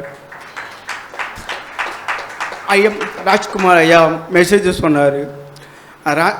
மெசேஜ் சொல்லும் போது அந்த காதுக்குள்ளே அந்த என்னை யாரோ தொட்ட மாரி இருந்தது. அதுக்கோசம் நான் நன்றி சொல்லுது கடவுளுக்கு. ஒரு நாளும் வந்து பெரியநாயகம் ஐயாவும் டேனியல் பேதரும் என்னை வந்து பீச்சுக்கு இட்டு போயிட்டு தனியாக உட்கார வச்சு ஜெபம் பண்ணுவாங்க. சின்னமலைக்கும் உட்காந்து ஜெபம் பண்ணுவாங்க. நம்ம அதேமாரி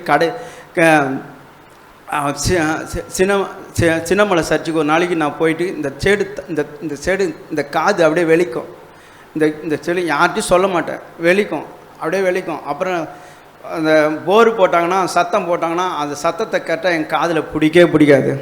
சத்தம் போட்டா அதேமாரி ஒரு சாவு மோளம் ஆச்சா கூட என் சத்தத்தை கேட்டால் பிடிக்காது. எங்கன்னா ஓடி போயிடுவேன். வீட்டில் போனால் செத்துணும், கிசானில் ஊற்றி செத்துணும்னு சொல்லி அந்த எண்ணத்தோடு இருப்பேன். ஆனால் கடவுளுக்குள்ளே போகும்போது நல்லா ஜெபம் பண்ணும்போது நான் போயிட்டேன். கடவுள் இவங்கள பிடிச்சினாங்க. இவங்க வந்து அந்த மண்ணெண்ணெய் ஊற்றி கொளுத்தினாங்க. அப்புறம் குடும்ப ஜெபம் பண்ணும்போது கடவுள்கிட்ட என்கிட்ட பேசினார். நீ வீட்டுக்கோசம் ஜெபம் பண்ணுன்னு சொன்னார். நான் எதுக்கோசம் ஜெபம் பண்ணது, என்கிட்ட காசு கூட கிடையாது வீடு கட்டுறதுக்கு, ஜெபம் பண்ணதுக்கு. எப்படி கட்ட போகிறேன்னு எனக்கே தெரில. நீ ஜெபம் பண்ணு அப்படின்னு சொன்னார் கடவுள். நான் ஜெபம் பண்ணும்போது ஒரு அக்னி மாரி எரிஞ்ச மாரி இருந்தது. அப்புறம் பார்த்தா அது எதுக்கு எரிஞ்சுதுன்னு எனக்கு தெரியாது.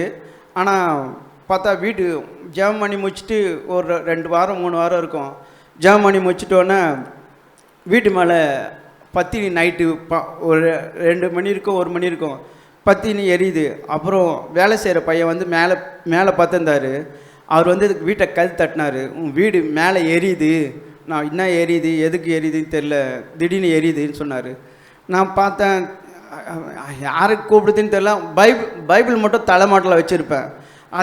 அது ஒண்டி தான் எடுத்துன்னு ஓடி வந்தேன். வெளியே வந்து பார்த்தா அப்படி எரியுது. நான் யாரையும் கூப்பிடல, ஒன்றுமே பண்ணல. வந்தாங்க 15 வயதுக்காரங்க வந்தாங்க, அனுப்பிச்சிட்டு போயிட்டாங்க. சரி நான் யார்ட்டையும் பேசலை, ஒன்றும் பண்ணல, வீட்டுக்குள்ளே உட்காந்தேன். எதுக்கோசம் எரிஞ்சுது, எதுக்கோசம் பண்ணுதுன்னு எனக்கு தெரியல. சரி உக்காந்துட்டு விட்டுட்டேன். திருப்பி அதெல்லாம் அனுப்பிச்சிட்டு வீட்டுக்குள்ளே உட்காந்து நாங்கள் குடும்ப ஜெபமாக திருப்பி பண்ணேன். திருப்பி ஜெபம் பண்ணுப்பா வீடு கட்டுறதுக்கோசம் சொன்னார்.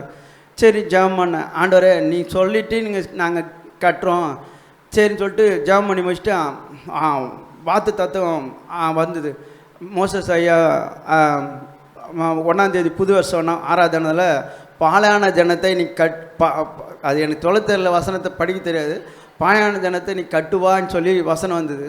நான் ஆண்டவரே இந்த வசனத்தை கொடுக்குறீங்க, நாங்களும் நீங்கள் சொல்லிட்டீங்க இதே வசனத்தை கொடுக்குறீங்களா பாலையான ஜனத்தை கட்டுவேன்னு சொல்லி, சரி அப்படி சொல்லிட்டு ஆரம்பித்தோம். நான் யார்கிட்ட ஆண்டவருக்கு நான் போயிட்டு கொடுக்குறதுன்னு சொல்லி கேட்டேன். ஆண்டவருக்கு அப்படியே மூஞ்ச காட்டினார். எங்கள் தெருவில் இருக்கிற மேஸ்திரி தான் காட்டினார், மூஞ்ச காட்டினார். நான் வந்து நினச்சேன் வீடு இடிக்காமவே தளம்பு அப்படியே காலத்தை எழுப்பி அப்படி கட்டலாம் அப்படின்னு நான் நினச்சேன். இல்லை நீ அப்படி தூக்கத்தில் கட்டினார், வீடை உடச்சி தான் கட்டி ஆகணும்னு சொன்னார். அது எதுக்கு கட்டுறேன்னு எனக்கு சொல்ல தெரில. அப்புறமா தான் தெரியுது பேரெல்லாம் மாறுபட போகிறோம். அந்த பேர் வந்து அப்பா பேரில் இருக்கிறத வந்து மாறுன்னு சொல்லிவிட்டு அது எதுக்கு சொன்னாருன்னு தெரில. ஆனால் பேர் எல்லாமே அப்பா பேர்லேருந்து என் பேருக்கு ஆண்டவர் கொடுத்தாரு. அதுக்கோசரம் நான் நன்றி செலுத்துக்கிறேன். அம்மாவுக்கும் ராஜ்குமார் ஐயாவுக்கும் டேனியல் பத்திரிக்கும் பெரியநாய் ஐயாவுக்கும் நான் நன்றி செலுத்துக்கிறேன். இன்னும் இருக்குது, ஆனால் பயமாகுது, திக்குன்னு வாய் வருகுது. அதனால நன்றி. பெரிய வீட்டை கட்டியிருக்கிறாருங்க சாஸ்திரி நகரில். பேசுவார் இவர் மேலே வந்து இருப்பார். ஐயப்பன் சாமி இவர் மேலே இருந்துச்சு. இந்த ஐயப்பன் சாமி இருந்து இவரை வாழ விடாமல் பண்ணியிருந்தது. அப்புறம் தரமணி ஐரோட்டில் பெரிய ரோடு, அப்போ எல்லாம் ஐரோட்டில் தரமணி பெரிய முள்காடாக இருக்கும். அங்கே கொண்டு போய் இவரை வச்சு நானும் டேனியல் ஜெபம் பண்ணி துரத்தி விட்டோம். அப்புறம் தெளிந்தார். அப்புறம் தொடர்ந்து சர்ச்சுக்கு வந்தார். குடும்பமாக இயேசுவை ஏற்றுக்கொண்டாங்க, குடும்பமாக ஜெபித்தாங்க. இன்றைக்கி சாஸ்திரி நிற்பவங்க இந்த மாதிரி பில்டிங்கை 2 மாடி கட்டியிருக்கிறார். கைகளை பேர்த்து ஆமாம் சொல்லுங்கள். இவரை பற்றி சொல்லணுன்னாக்கா, நம்ம பனையூர் சர்ச் நடந்தது இல்லையா, அப்போது நிறைய அந்த வெல்டிங் வேலையெல்லாம் நிறைய எங்களுக்கு அவர் பண்ணி கொடுத்தாரு. அல்லேலூயா சொல்லாமா? கர்த்தருக்கு நான் நன்றி சார். எவ்வளவோ அவருக்கு நிறைய வேலைகள் உண்டு. ரொம்ப பிஸ்னஸில் ரொம்ப கெட்டிக்கார ஒரு மனுஷன், பேச முடியலைனாலும். ஆனாக்கா நம்மக்கிட்ட மோசஸ் கிட்ட வந்து வந்து வந்து ராப்பகல எவ்வளோ அழகு ஆலயத்தை அந்த இடத்துல நமக்கு செஞ்சு கொடுத்தாரு. அது ஒன்று. இவருக்கால சுகுணா இவ வந்து ரொம்பவும் கஷ்டப்படுறவ. வந்து புத்தியுள்ள ஸ்திரீ தான் வீட்டை கட்டுறான்னு சொல்கிறாங்க இல்லையா, அதே போல் இவ எத்தனையோ வீடுகளில் அவள் வேலை செய்கிறான். இன்னைக்கு கூட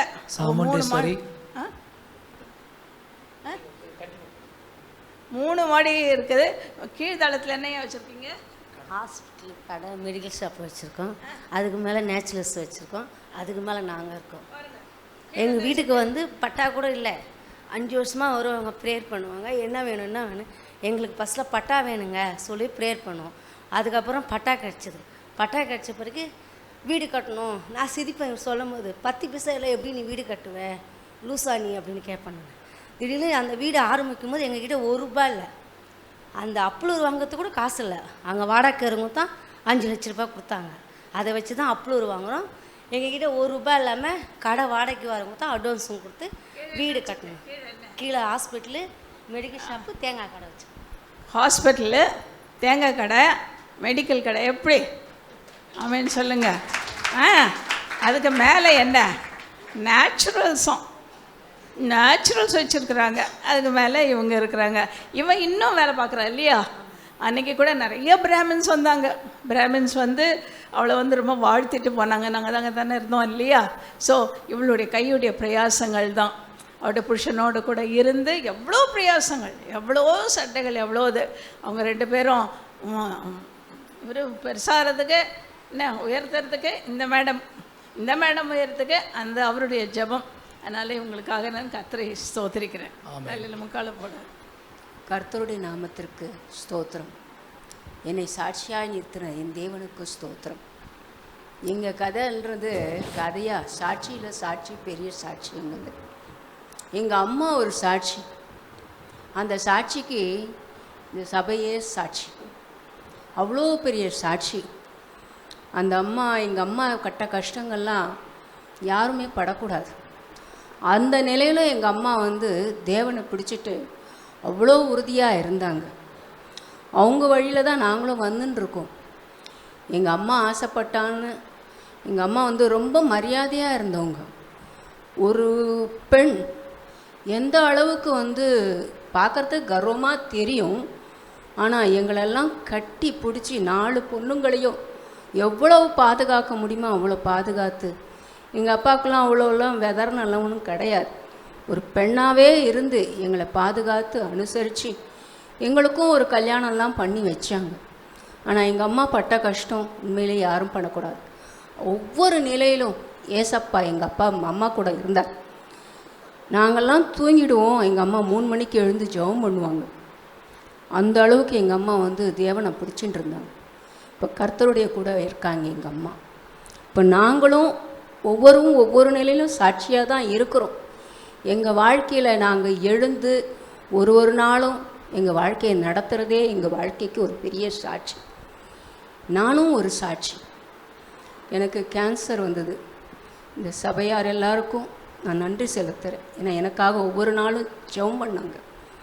நான் கேன்சர் வரத்துக்கு முன்னாடியே என்னுடைய கனவில் ஒரு கனவு, அது ஒரு ரொம்ப பயங்கரமான கனவு.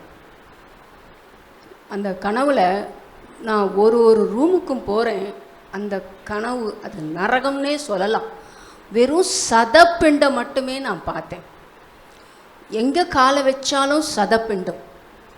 அந்த சதப்பிண்டம் பார்க்கும்போது நமக்கு எப்படி இருக்கும், உடம்பு கூசும். ஐயோ இது சதப்பிண்டமே வேண்டாம் எனக்கு அப்படின்னு தோணும். அப்புறம் நான் வெளியே வந்தேன். வெளியே வந்துட்டு பார்த்தா பூமி மொத்தமாகவே அழிஞ்சு போச்சு. ஆனால் என்னை மட்டும் ஒரு மலையில் உட்கார வச்சு நான் எங்கேயோ பறந்து போய் ஒரு இடத்துல போய் உட்கார்றேன். அந்த மாதிரி ஒரு காட்சி. 2வது, நான் ஒரு பெட்டில் படுத்திருந்தேன். பெட்டில் படுத்தும்போது அந்த இடம் வந்து அவ்வளோ வெளிச்சமாக இருந்துச்சு. எனக்கு இன்னும் ஒரு பெரிய சுகம் கிடச்சா மாதிரி. இது ஏன் சொல்கிறேன்னா, இதையெல்லாம் நான் அந்த கேன்சரில் நான் அனுபவிச்சுட்டு வந்தேன். ஒரு டம்ளர் கஞ்சி என்னை 6 மாதம் காப்பாற்றுச்சு. ஒவ்வொரு நாளும் ஒரு கஞ்சி தான், அதுக்கு மேலே என்னை சாப்பிட முடியாது. டியூபு வச்சுருந்தாங்க. இதில் நான் கீமோ வந்து போயிட்டு வந்தேன்னா வாந்தி தான் எடுப்பேன், வேறு எதுவுமே எனக்குள்ளே தங்காது. 4 கீமோ வாந்தி எடுத்தேன். இன்னொரு 4 கீமோ டாக்டர் சொல்லிட்டார், இது வந்து எது வேணால் நடக்கலாம், அதனால நீ கையெழுத்து போட்டு கொடுத்துரு. அது அதை விட விஷமாக அந்த கீமோ வந்து நான் எடுத்துகிட்டு வரும்போது காலையில் அது கீமோ எடுக்கிறதுக்கு முன்னாடி என்னுடைய பிளேட்லேட்டு கரெக்டாக இருக்கணும். அப்போ தான் அந்த கீமோ எடுக்க முடியும். அதுக்காக இப்போ ஆப்பிள் பேரிச்சம்பழம் சாப்பிட்ணும். அது எங்கள் அக்கா தான் அரைச்சி தண்ணியாக கொடுத்து அந்த டியூப்பில் ஊற்றுவாள். அப்புறம் போயிட்டு எடுத்தானா கொஞ்சம் பிளேட்லேட்டு வரும் கரெக்டாக. அதுக்கப்புறம் கீமோவுக்கு அனுப்புவாங்க. ஒரு நாள் முழுக்க எழுப்பேன். அந்த கீமோ பண்ணும்போது என்னால் உட்கார முடியாது. ஏன்னா என்னுடைய மோஷன் போகிற இடம் அந்த அளவுக்கு எரியும், உட்கார முடியாது. நான் இரும்புனா யூரின் போவேன், அந்த மாதிரி இருக்கும் எனக்கு. அவ்வளோ பலன் இல்லை. அங்கே போய் படுத்துருவேன். படுத்துட்டு என்னால் உட்கார முடியாது, உண்மையிலே உட்கார முடியாது, படுத்துருவேன். அவங்க கூப்பிடுவாங்க, 3 மணி கிட்டத்தட்ட கூப்பிடுவாங்க. காலையில் போனேன்னா அந்த பெட்டில் போய் படுப்பேன். அந்த பெட்டு இருந்த இடம்தான் நான் கனவுல பார்த்த இடம். அவ்வளோ வெளிச்சமான பெட்டு. அந்த பெட்டு எனக்கு சுகத்தை கொடுக்குதுன்னு அந்த நேரத்தில் எனக்கு சொல்லியிருக்கார். என் வாழ்க்கையிலும் வெளிச்சம் வரும்னு சொன்னார் என் தேவன். அந்த இடம்தான் அந்த வெளிச்சம் நான் பார்த்தேன். இது எங்கேயோ நான் பார்த்துருக்கேனே, அந்த வெளிச்சமான இடம். அந்த இடத்துல அப்போ எனக்கு ஜீவன் இருக்குது. எங்கள் வீட்டுக்கு வந்த சொந்தங்கள்லாம் போகும்போது என்னை பார்த்துட்டு என் சித்தி சொன்னான், மறுபடியும் ஒரு தடவை வந்து பார்த்தாங்க. என்னம்மா சித்தி அப்படின்னு எங்கள் அக்கா கேட்டதுக்கு, இல்லை கடைசியாக நான் ஒரு தடவை அவளை பார்த்துட்டு போகிறேன் அப்படின்னு சொன்னாங்க. நான் எப்படி இருப்பேன்னு பாஸ்டர் ஐயாவுக்கும் தெரியும், பாஸ்டர் அம்மாவுக்கும் தெரியும். இப்படி ஒல்லியாக இன்றைக்கி உந்தா நான் இன்றைக்கி செத்தா நாளைக்கு பால், அந்த நிலையில் தான் நான் இருந்தேன். அந்த நிலையில் இருந்த என்ன என் தேவன் என்னை பாதுகாத்து என்னை ஆண்டவர் என்னை எழுப்பி உட்கார வச்சு ஜீவனோடு இருக்க செஞ்சார்.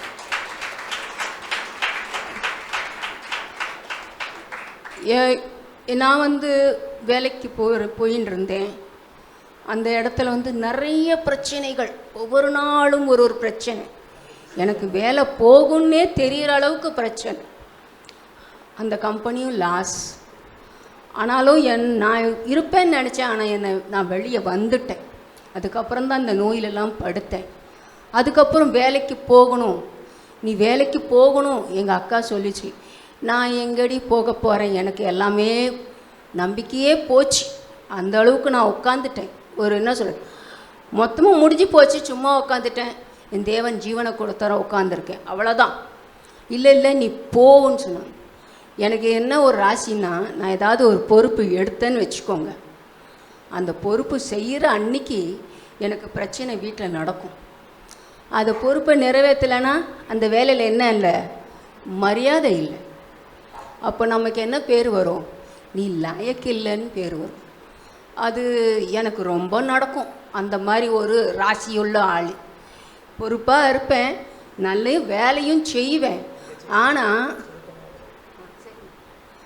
ஆனாலும் எனக்கு அந்த வேலை இருக்கு. இப்போது நான் வேலைக்கு போகணும்னா எனக்கு எந்த மாதிரி வேலை வேணும், யாரும் இந்த பொறுப்பை கொடுக்கக்கூடாது. இன்றைக்கி நான் வேலை செஞ்சானா என் வேலை முடிஞ்சுது, அந்த மாதிரி ஒரு வேலை கொடுக்கணும்னு சொல்லி நான் ஜெபம் பண்ணேன். தேவன் அதே வேலையை கொடுத்தார்.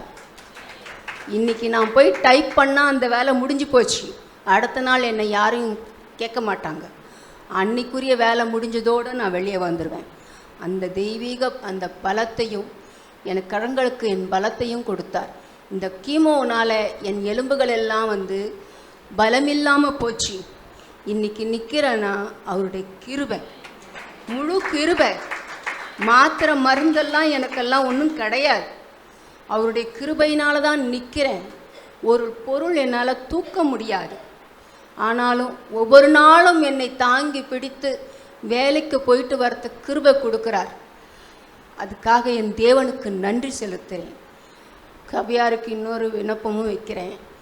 எங்கள் அக்காவுடைய பொண்ணு எங்கள் அக்கா கிட்ட கோச்சிட்டு போய் வெளியூரில் போய் வேலை செய்கிறான். அதான் ஹைதராபாத்தில் போய் வேலை செய்கிறான். அவள் எங்கள் அக்கா அவளை பார்த்துக்க மாட்டேன்றனா அப்படின்ற ஒரு கோபம் அவளுக்கு இருக்குது. நாங்கள் எல்லாருமே தாங்கி பிடிச்சி வளர்த்த பொண்ணு தான். ஆனாலும் அவளுக்கு அந்த பொசசிவ்னஸ் என்னவோ வந்திருக்குது. என்னை பார்த்துக்க மாட்டேன்ற, எனக்கு எதுவுமே செய்ய மாட்டேன்ற அப்படின்ற ஒரு பொசசிவ்னஸ். எங்கள் அக்கா கூட ஒரு பிரச்சனையை பண்ணிவிட்டு அவள் போய் ஆந்திராவில் போய் உட்காந்து வேலை பார்த்துட்டு இருக்கா. பேசலை. இப்போ தான் இந்த மாதம்தான் ஒரு மாதம் அவள் ஃபோன் பண்ணி பேசி எங்கள் அக்கா கூட எப்படிமா இருக்க அப்படின்னு கேட்டிருக்கான். அவள் மனம் மாறி வீட்டுக்கு வரணும். எங்கள் அக்காவோட இணைஞ்சி அவளுக்கும் ஒரு திருமண வாழ்க்கை அமைஞ்சு நாங்கள் எல்லாரும் சாட்சியாக நிற்கணும். அதுக்காக எல்லாரும் ஜெபம் பண்ணும்படி நான் சபையார்கிட்ட கேட்டுக்கிறேன். அதுக்கு இன்னொன்றும் ஒரு சொல்லிக்கிறேன். எங்களுக்காக பாஸ்டர் அம்மா வாரம் பெரியநாயக ஐயா வீட்டுக்கு அனுப்பி எங்களோட கூட சேர்ந்து ஜெபம் பண்ணுறதுக்கு உதவி செய்கிறதுக்காக பாஸ்டர் அம்மாவுக்கு நான் நன்றி செலுத்துகிறேன். தேவன் எங்களுக்கு இன்னும் சாட்சியாய் நிறுத்துவார். இந்த வருஷம் முழுதும் எங்களுக்கு சாட்சியாக இருந்த தேவன் இனிமேலும் எங்களுக்கு சாட்சியாய் நிறுத்த பலன் கொடுப்பாராக. தேவனுக்கு கோடி கோடி ஸ்தோத்திரம் செலுத்துகிறேன், நன்றி செலுத்துகிறேன். ஸ்தோத்திரம். கர்த்தருடைய நாமத்துக்கு மகிமை உண்டாவதாக. நான் நிற்பதும் நிர்மூலமாகாமல் இருப்பதும் என் தேவனுடைய சுத்த கிருபை. 85வது ஆண்டில் இந்த சபையில் ஞானஸ்தானம் எடுத்தேன். அப்போ தான் என் மகளுக்காக அதிகமாக அங்கே ஜெபித்தாங்க. எனக்கு ஒரு மகளை ஆண்டவர் கொடுத்தார். பயங்கரமான கஷ்டத்தில் தான் அவளை பெற்று எடுத்தேன். சிசரியன் பண்ணி எடுத்தாங்க. ஆண்டோடைய கிருபையினால் அவளை 7 வருஷம் ரொம்ப கஷ்டப்பட்டு வளர்த்தோம். டாக்டர் 12 வயசு வரலும் நீங்கள் அவளை ரொம்ப பார்த்து தான் வளர்க்கணும்னு சொன்னார். அது மாதிரி ரொம்ப கஷ்டப்பட்டு தான் வளர்த்தோம். ஆண்டோடைய கிருபையினால் அவளும் வளர்ந்தா. இடையில நான் இங்கேருந்து போயிட்டோம். திருமண நேரத்தில் ஆண்டவர் இந்த இடத்துல கொண்டு வைத்து ஜெபத்தினால அதிகமாக அம்மாவும் இங்கே இருக்கிற ஊழியக்காரர்களும் சபை மக்களாக நீங்கள் எல்லாரும் ஜெபிச்சிங்க. கர்த்தருக்கு கொடான கொடி ஸ்தோத்திரம். உங்களுக்கும் நான் மிகுந்த நன்றி உள்ள இதயத்தோடு உங்களுக்கு நான் சொல்கிறேன். ஆண்டுடைய கிருபை தான் எங்களை நடத்தி வருகிறது. அந்த கிருபையினால் என் மகளுடைய திருமணத்தை நேர்த்தியாக ஆண்டவர், எவ்வளவோ பொருளாதார கஷ்டம் இருந்தது, இருந்தாலும் அதுக்கு மத்தியில் ஆண்டவர் நேர்த்தியாக நடத்தி கொடுத்தார். அது மட்டும் இல்லாமல் இந்த ஆண்டிலே என் கணவருக்கு மிகுந்த ஒரு போராட்டம், சரீரத்தில் அதிகமான பலவீனம் இருந்தது, அதிலே இருந்து ஜீவனை கொடுத்து கொண்டு வந்தார். இப்போது கூட ரொம்ப பலவீனமாக தான் இருக்கிறார். நாங்கள் ஜெபிச்சுட்டு இருக்கிறோம். அம்மாவும் வந்து வீட்டில் 2 தரம் அவங்க அதிக நேரம் எடுத்து ஜெபிச்சாங்க. ஊழியக்காரர்களும் வந்து ஜெபிச்சுட்டு இருக்காங்க. ஆண்டோடைய கிருபையினால் நாங்கள் நடக்கிறது, நிற்கிறது எல்லாமே அவருடைய கிருபை தான். கர்த்தர் நல்லவர் என்பதை நான் ருசித்து பார்க்கிறேன் ஒவ்வொரு நாளும். இந்த ஆண்டோடைய வாக்குத்தத்த வசனத்தின்படி ஆண்டவர் நிச்சயமாகவே முடிவு உண்டுன்னு சொன்னார். அதுபோல் ஆண்டவர் நன்மையான காரியங்களின் குடும்பத்தில் செய்து கர்த்தரை நன்றியோடு ஸ்தோத்திரிக்கிறேன். என் மகளுக்கு ஏற்ற ஒரு மகனை கொடுத்திருக்கிறார். ரொம்ப ஒரு நல்ல மனிதர், அனுசரித்து எல்லா சூழ்நிலையிலும் அன்பாக நடந்துக்கிற அந்த மகனை பார்க்கும்போது ஆண்டவர் நேரம் கடந்து திருமணம் நடந்தால் ஒரு நல்ல மகனை கொடுத்துருக்கிறதுக்காக கர்த்தரை நன்றியோடு ஸ்தோத்திரிக்கிறேன். ஜெபித்தவங்க எல்லாருக்காகவும் நான் நன்றி சொல்கிறேன். அது மட்டும் இல்லை, நிர்வாகத்திலிருந்து எங்களுக்கு ஒரு தொகை வர வேண்டியது இருக்குது, பணம். அது வர்றதுக்கு ரொம்ப தடையாக இருக்குது. கோர்ட்டு கேஸுன்னு போயிட்டே இருக்குது. அதை எதிர்பார்த்து நாங்கள் ரொம்ப சோர்ந்து போகிறோம். அதுக்காக எங்களுக்காக ஜெபம் பண்ணுங்கள். தொடர்ந்து எங்களுக்காக ஜெபம் பண்ணுங்கள். கர்த்தருடைய நாமத்துக்கு மகிமை உண்டாவதாக. ஆமென். Praise the lord, praise the lord, praise the lord. அடுத்தது சிஸ்டர் ஆஷா விஜய். கர்த்தருடைய பரிசுத்த நாமத்துக்கு ஸ்தோத்திரம். எனக்கு திருமணமாக்கி 4 வருஷம் ஆகுது. அதில் அநேக பிரச்சனைகள் இருந்துச்சு. ஆனாலும் அந்த பிரச்சனைக்காக இந்த பாஸ்டர் அம்மா, சபையார் அனைவரும் அவ்வளவோ ப்ரேயர் பண்ணியிருக்காங்க. இந்த நாளில் எங்கள் குடும்பத்தோடு நிற்கிறோன்னா அந்த ஜபத்தெல்லாம் கர்த்தர் கேட்டிருக்காரு. இந்த நாளிலும் கற்பத்தின் கனியை கொடுத்து எனக்கு குடும்பத்தை ஆசீர்வதித்திருக்காரு. எங்கள் தேவைகள் அனைத்தும் சந்திருக்காரு. கர்த்தருக்கு கொடான கொடி நன்றி. உதயகுமார் கவிதா. எல்லோருக்கும் வணக்கம். கர்த்தர் ஒவ்வொரு வருடமும் எல்லா விஷயத்துக்காகவும் எங்களை சாட்சியாக எல்லா இடத்துலையுமே நிறுத்துறார். அதில் முக்கியமாக இந்த சபைக்கு நாங்கள் நன்றி சொல்லணும். ஏதாவது உயிரோடு இருப்பாரான்னு நான் நினச்சேன் என்னோட ஹஸ்பண்ட். ஆனால் இப்போ இந்த நிலைமையில் எல்லாருக்கும் முன்னாடியும் நாங்கள் நிறுத்துறது தேவனுடைய சுத்த கிருபை. அதுக்கு ஐயா, மேடம், பாஸ்டர்ஸ், எங்கள் அண்ணிங்க எல்லாத்தையுமே சொல்லணும். அண்ணன்களும் சரி, எல்லா சபையாருக்கும், உங்கள் ஊழியர் அனைவருக்குமே நாங்கள் நன்றி சொல்லணும். ஒவ்வொரு வாரமும் ப்ரேயர் பண்ணதுக்காக இப்போவும் நடந்துகிட்ருக்கு. ஸோ இப்போவும் நான் இந்த வருடம் சொல்ல வந்த சாட்சி என்னென்னா, என்னோடய ஸ்கூலில் நடக்கிறது. நான் ஒர்க் பண்ணுற ஸ்கூல் எப்பொழுதுமே பிரச்சனைக்குள்ளது தான். ஆனால் கர்த்தர்கிட்ட டெய்லி போகும்போது ப்ரேயர் பண்ணிப்பேன். அப்பா அந்த இடத்த கொடுத்தது நீங்கள், என்ன பிரச்சனை வந்தாலும் நீங்கள் தான் அதுலேருந்து என்னை காப்பாற்றணுன்னு இந்த நிமிஷம் வரைக்கும் என்னை காப்பாற்றுறாரு. அப்புறம் முக்கியமான ஒரு விஷயம் என்னென்னா, ஸ்கூலில் வந்து நான் எப்பொழுதுமே ட்ரான்ஸ்ஃபர் கேட்பேன். இங்கே குடுவாஞ்சேரி ஸ்கூலுக்கு வேணும் அப்படின்னு மேடம் கிட்ட, பிரதர்கிட்ட எல்லாத்துட்டுமே சொல்லுவோம். இந்த வருடமும் நான் கேட்டேன், கிடச்சிது. ஆனால் என்னன்னு தெரியல, எனக்கு அது வேண்டாம், நான் எடுக்கலை அப்படின்ட்டேன். அதாவது வேதத்தில் சொல்கிற மாதிரி நம்ம ஒரு திட்டம் வச்சுருப்போம், ஆனால் நம்மளை குறித்து தேவன் ஒரு பெரிய திட்டம் வச்சுருப்பாருங்கிறத எப்படி உணர்ந்தேன் அப்படின்னா, ஸ்கூலில் வந்து என்னோடய கிளாஸ் ஸ்ட்ரென்த் வந்து 85. அதில் எவ்ரி இயர்ஸ் செங்கல்பட்டு டிஸ்ட்ரிக்டில் ஃபஸ்ட்டு 10 பிளேஸில் வர ஸ்டூடெண்ட்ஸுக்கு எல்லாமே அவார்டு தருவாங்க, 50,000 ருபீஸ். அதில் என்னோடய கிளாஸில் மட்டுமே 5 ஸ்டூடெண்ட்ஸ் வந்து வாங்கினாங்க. யார்கிட்ட அப்படின்னா கலெக்டர்கிட்ட. அதனால் சிஓ மேடம் கிட்ட எனக்கு ரொம்ப நல்ல ஸ்கூலுக்கு வந்தாவே அவங்களே கூப்பிட்டு பேசுவாங்க. முதன்மை கல்வி அலுவலர் அவங்க தான் எங்கள் டிபார்ட்மெண்ட்டில் பெரிய பதவியில் இருக்கிறது. ஸோ இப்போவும் நான் சிஓஸ் ஆஃபீஸ் போனேன்னா கூப்பிட்டு உட்கார வச்சு பேசுவாங்க. அதுக்கப்புறம் பெஸ்ட் டீச்சர் அவார்டுக்கு வந்து என்னைய ரெக்கமெண்ட் பண்ணி இந்த வருஷம் அவங்க கையால் நான் வாங்கினேன். அது எல்லாமே கர்த்தருடைய ஈவு. அவருக்கு கோடான கோடி ஸ்தோத்திரங்கள். அது இந்த அடுத்த வருஷமும் கண்டிப்பாக நான் சாட்சி அனுப்பி அவர் என்னை நிறுத்துவார். கர்த்தருடைய பரிசுத்த நாமத்திற்கு ஸ்தோத்திரம் உண்டாவதாக. அதே மாதிரி எந்திரிச்சு நடப்பாரா அப்படின்னு நாங்கள் நினச்சோம். எந்திரிச்சு நடந்து மேடம் ஒவ்வொரு தடவையும் கேட்பாங்க, ஏதாவது வேலைக்கு போங்க, அப்போ தான் உங்கள் மைண்டு ஃப்ரீ ஆகும், பாஸ்டரும் சொல்லிகிட்டு இருப்பாங்க. அவங்க எல்லாம் ப்ரேயர் பண்ணதுனால இப்போ இன்ஜினியரிங் காலேஜில் அசிஸ்டன்ட் ப்ரொஃபஸராக ஒர்க் பண்ணிகிட்ருக்காரு. அதுக்கும் நாங்கள் கர்த்தருக்கு கோடி நன்றிகளை தெரிவிச்சுக்கிறோம். அதுக்கு அடுத்தது வண்டி அதே மாதிரி நடக்க முடியுமான்னு நான் நினச்சிட்டு இருக்க நேரத்தில் தான் கர்த்தர் வந்து இன்னொரு அதிசயத்தையும் காமிச்சார். இவர் இப்போ வண்டி ஓட்டிகிட்டு இங்கே வரைக்கும் வராரு. குடுவாஞ்சேரியில் வீட்டை விட்டு வெளியே வருவாரான்னு நினச்சோம். ஆனால் இப்போ இங்கே வரைக்கும் ஓட்டிகிட்டு வருவோம். இன்னொன்றும் ஒரு கனவு, கார் வாங்கணும் அப்படின்னு எங்களை விட மேடத்துக்கு ரொம்ப ஆசை. அதுவும் கர்த்தருடைய ஈவனால் நடக்கும்னு நாங்கள் நம்புகிறோம். தேங்க்யூ. எல்லாமே எங்களுக்காகவும் ஜெபிச்சுக்குங்க. அண்ணி குடும்பத்துக்காகவும் பசங்களுக்காகவும் நாங்கள் ஜெபிச்சுக்கிறோம். தேங்க்யூ. கர்த்தருடைய பரிசுத்த நாமத்துக்கு ஸ்தோத்திரம். கர்த்தர் என்ன சாட்சியாக இருக்கிறதுக்கு நன்றி சொல்கிறேன். 2024 நான் ரொம்ப வயிறு பிரச்சனையில் ரொம்ப அவஸ்தைப்பட்டேன்.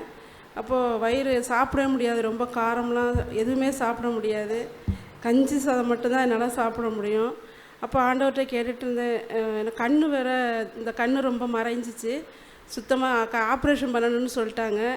அப்போ ஏசப்பா என்ன பண்ணுறதுன்னு சொல்லிட்டு 2025 ஸ்டார்ட்டில் போயிட்டு ஆண்டவர்கிட்ட ஜெபம் பண்ணிகிட்டு இருந்தேன். நான் கண் ஆப்ரேஷன் பண்ணுறதான்னு சொல்லிட்டு ஜனவரியில் போய் கண் ஆப்ரேஷன் பண்ணலான்ட்டு இருந்தேன். அப்போ ஆண்டவர் என்னன்னு தெரில, எனக்கு வயிற்றுக்கு ஃபஸ்ட்டு பார்க்கணுன்னு சொல்லி பேசிகிட்டு இருந்தார்.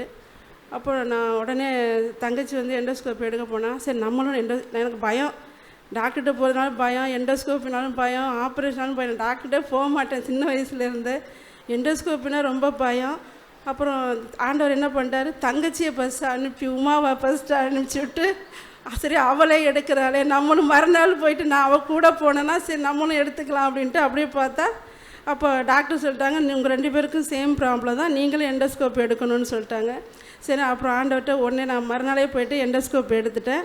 எண்டோஸ்கோப் எடுத்தால் அப்போ பயாப்ஸ் அனுப்புனாங்க. பார்த்துட்டு எனக்கு ரொம்ப பயமாக இருந்துச்சு. பிசாசு வந்து என்னை காதில் வந்து ஒரு வார்த்தை பேசிகிட்டே இருந்தான். எனக்கு ரொம்ப பயமாக இருந்துச்சு. அப்புறம் ஆண்டவர்கிட்ட ரொம்ப ஜெபம் பண்ணிகிட்டே இருந்தேன். எசப்பா பிசாசு பேசிகிட்டு இருக்கான், ஏதோ அந்த வார்த்தை எனக்கு பயமாக இருக்குது, எனக்கு இல்லை கர்த்தர் நல்லவர், என்ன நீங்கள் அதுக்கு அழைக்கலை, எனக்கு ஜீவனை கொடுப்பீங்க, எனக்கு ஒன்றும் இருக்காதுன்னு நான் ஜெபம் பண்ணிகிட்டே இருந்தேன். அப்போ அந்த பயாப்ஸில் வந்து ஒன்றுமே இல்லைம்மா, இன்ஃபெக்ஷன் ஆகிருக்கு அப்படின்னு சொன்னாங்க. அப்புறம் அதுக்கு ட்ரீட்மெண்ட் கொடுத்தாங்க. அப்புறம் 1 மாதம் மாத்திரை எடுத்தேன். இப்போ கர்த்தர் கிருபையால் நல்லா சாப்பிட்றேன், எந்த பிரச்சனையும் இல்லை. கர்த்தருக்கு கொடி ஸ்தோத்திரம். அப்புறம் கண் பார்வை இல்லாமல் இருந்தது, ரொம்ப கண் மறைஞ்சிச்சு, என்னால் சுத்தமாக நடந்தே வர முடியாது, ஒரு கண்ணில் தான் நடந்துட்டு இருந்தேன். அப்போ ஆண்டவர்கிட்ட கேட்டேன், ஏசப்பா நிச்சயமாகவே முடிவு உண்டு, உன் நம்பிக்கை வீண் போகாதுன்னு கொடுத்துருக்குறீங்க, இந்த வருஷத்தில் கண்டிப்பாக எனக்கு இதெல்லாம் செய்வீங்க, நான் நம்புகிறேன் ஏசப்பா அப்படின்னு சொன்னேன். அப்புறம் மே மாதத்தில் ஆண்டவர் வந்து எனக்கு வந்து கண் ஆப்ரேஷன் பண்ண கிருபை கொடுத்தாரு. அந்த ஆப்ரேஷன்லேயும் எனக்கு ரொம்ப பயந்துட்டே போனேன். அந்த ஆப்ரேஷனில் எல்லாரும் வந்து எனக்கு வலிக்குதுன்னு சொன்னாங்க. இல்லை, எனக்கு என் ஆண்டவர் தான் எனக்கு செய்ய போகிறாரு, அவர் தான் எனக்கு ஆப்ரேஷன் பண்ண போகிறாரு அப்படிங்கிற நம்பிக்கையோடு நீங்கள் தான்ப்பா எனக்கு செய்ய போகிறீங்க, நீங்கள் தான் எனக்கு பண்ண போகிறீங்கன்னு நான் உள்ளே போனதும் தெரியல, வெளியில் வந்ததும் எனக்கு தெரியல, சுத்தமாக வலியே இல்லை எனக்கு. ஆனால் ஆண்டவர் எனக்கு அவ்வளோ அருமையாக நடத்தி கொடுத்தாரு. இந்த வருஷத்தில் எனக்கு வந்து 2 காரியங்களை செஞ்ச என் தேவனுக்கு நான் கொடி நன்றி செலுத்துக்கிறேன். இந்த வருஷம் முழுதும் என் கர்த்தரை நான் அழகாக நடத்தினார், ஒரு குறைவில்லாமல் நடத்தினார். அப்போ நான் ஆண்டவர்கிட்ட ஒன்று கேட்டேன், எனக்கு நான் வீட்டிலே இருக்கேன்ப்பா, எனக்கு பிபி ஜாஸ்தி ஆகுது, நான் வேலைக்கு போகணுன்னு. கர்த்தர் எனக்கு இப்போ ஒரு வேலையை கொடுத்துருக்காரு, நான் வேலைக்கு போகவும் கர்த்தர் கிருபை கொடுத்துருக்காரு. எனக்கு கர்த்தருக்கு கொடி நன்றி செலுத்துக்கிறேன். பிரைஸ்லா சபையோர் அனைவருக்கும் இயேசு கிறிஸ்துவின் இனிய நாமத்தினால நன்றி செலுத்துகிறோம். எனக்கு இந்த சபைக்கு வந்ததுன்னா இன்றைய நாளில் வந்து ஒரு பாட்டு ஒன்று போட்டாங்க, நான் நடந்து வந்த பாதைகள் கரடு மேடுகள், நான் நடந்ததெல்லாம் எனக்கு சிறப்பாக இருக்குன்னு சொல்லிட்டு ஒருத்தன் பாட்டு போட்டாங்க இல்லைங்களா. அந்த வேதனையெல்லாம் எல்லாருக்குமே ஒவ்வொருத்தருக்கும் ஒவ்வொரு கதைகள் இருக்கும். அதுபோல் கர்த்தர் வந்து இந்த இடத்துல வந்து இந்த சபைக்கு வந்ததில் எங்களுக்கு நல்ல ஒரு வேலையை கொடுத்தாரு. என்னை ஒரு அங்கீகரித்து எனக்கு வந்து ஒரு ஓய்வு ஆசிரியங்கிற ஒரு நல்ல ஒரு வேலையை கொடுத்துருக்கிறார். இந்த சபையிலிருந்து ஐயா இருந்தாங்க, அவங்க நிறையா ஐயா அம்மா எல்லாம் பாஸ்டர் எல்லாருமே எங்களுக்காக ப்ரேயர் பண்ணி எங்களுக்கு நல்ல ஒரு வேலையை கொடுத்தாங்க. அது மூலயமா நான் வந்து எங்களோட பையனுக்கு வந்து அவனுக்கு படிக்க வைக்கிறதுக்கான தகுதி அளவுக்கு எனக்கு செலவு பண்ணுறதுக்கான வசதி இல்லை.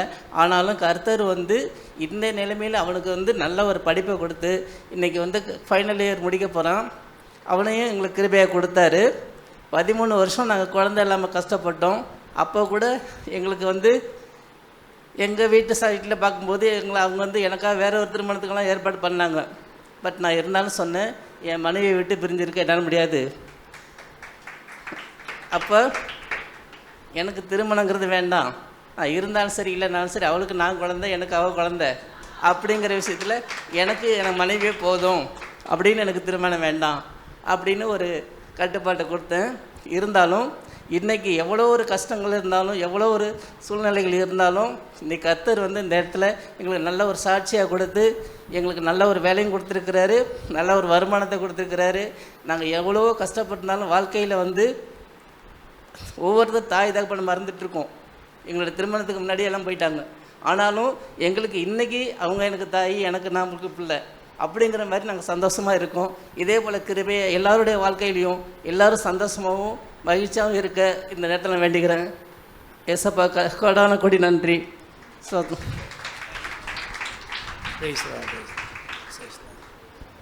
கர்த்தருக்கு ஸ்தோத்திரம். இந்த சாட்சியாய் வருஷம் வருஷம் எங்களை சாட்சி உள்ள குடும்பமாக இந்த இடத்துல எங்களை நிறுத்துறதுக்காக கர்த்தருக்கு நன்றி செலுத்துகிறேன். மகனை பற்றி மகளை பற்றி தான் நான் ஒரு சின்ன சாட்சி தான். அதை நிறைய சொல்லணுன்னா நான் நிறைய சொல்லிகிட்டே போகலாம். எனக்கு 10 வருஷம் குழந்தை இல்லாமல் இருந்தேன். குழந்தைய பிறக்காதுன்னு டாக்டர் சொன்னாங்க. பிறக்க வைத்தார். அவன் படிக்கவே மாட்டேன்னு சொன்னான், படிக்க வச்சார். காலேஜ் போக மாட்டேன்னு சொன்னான், போக வச்சார். வேலையை கொடுக்கணும்னு சொன்னான், சதர்லாண்டில் ஒரு வேலையை கொடுத்தாரு. அப்புறம் நின்றுட்டான், வேலையை விட்டு நின்றுட்டான். நின்னதுக்கப்புறம் 1 வருஷம் வேலை இல்லாமல் ரொம்ப கஷ்டப்பட்டுக்கிட்டு இருந்தோம்.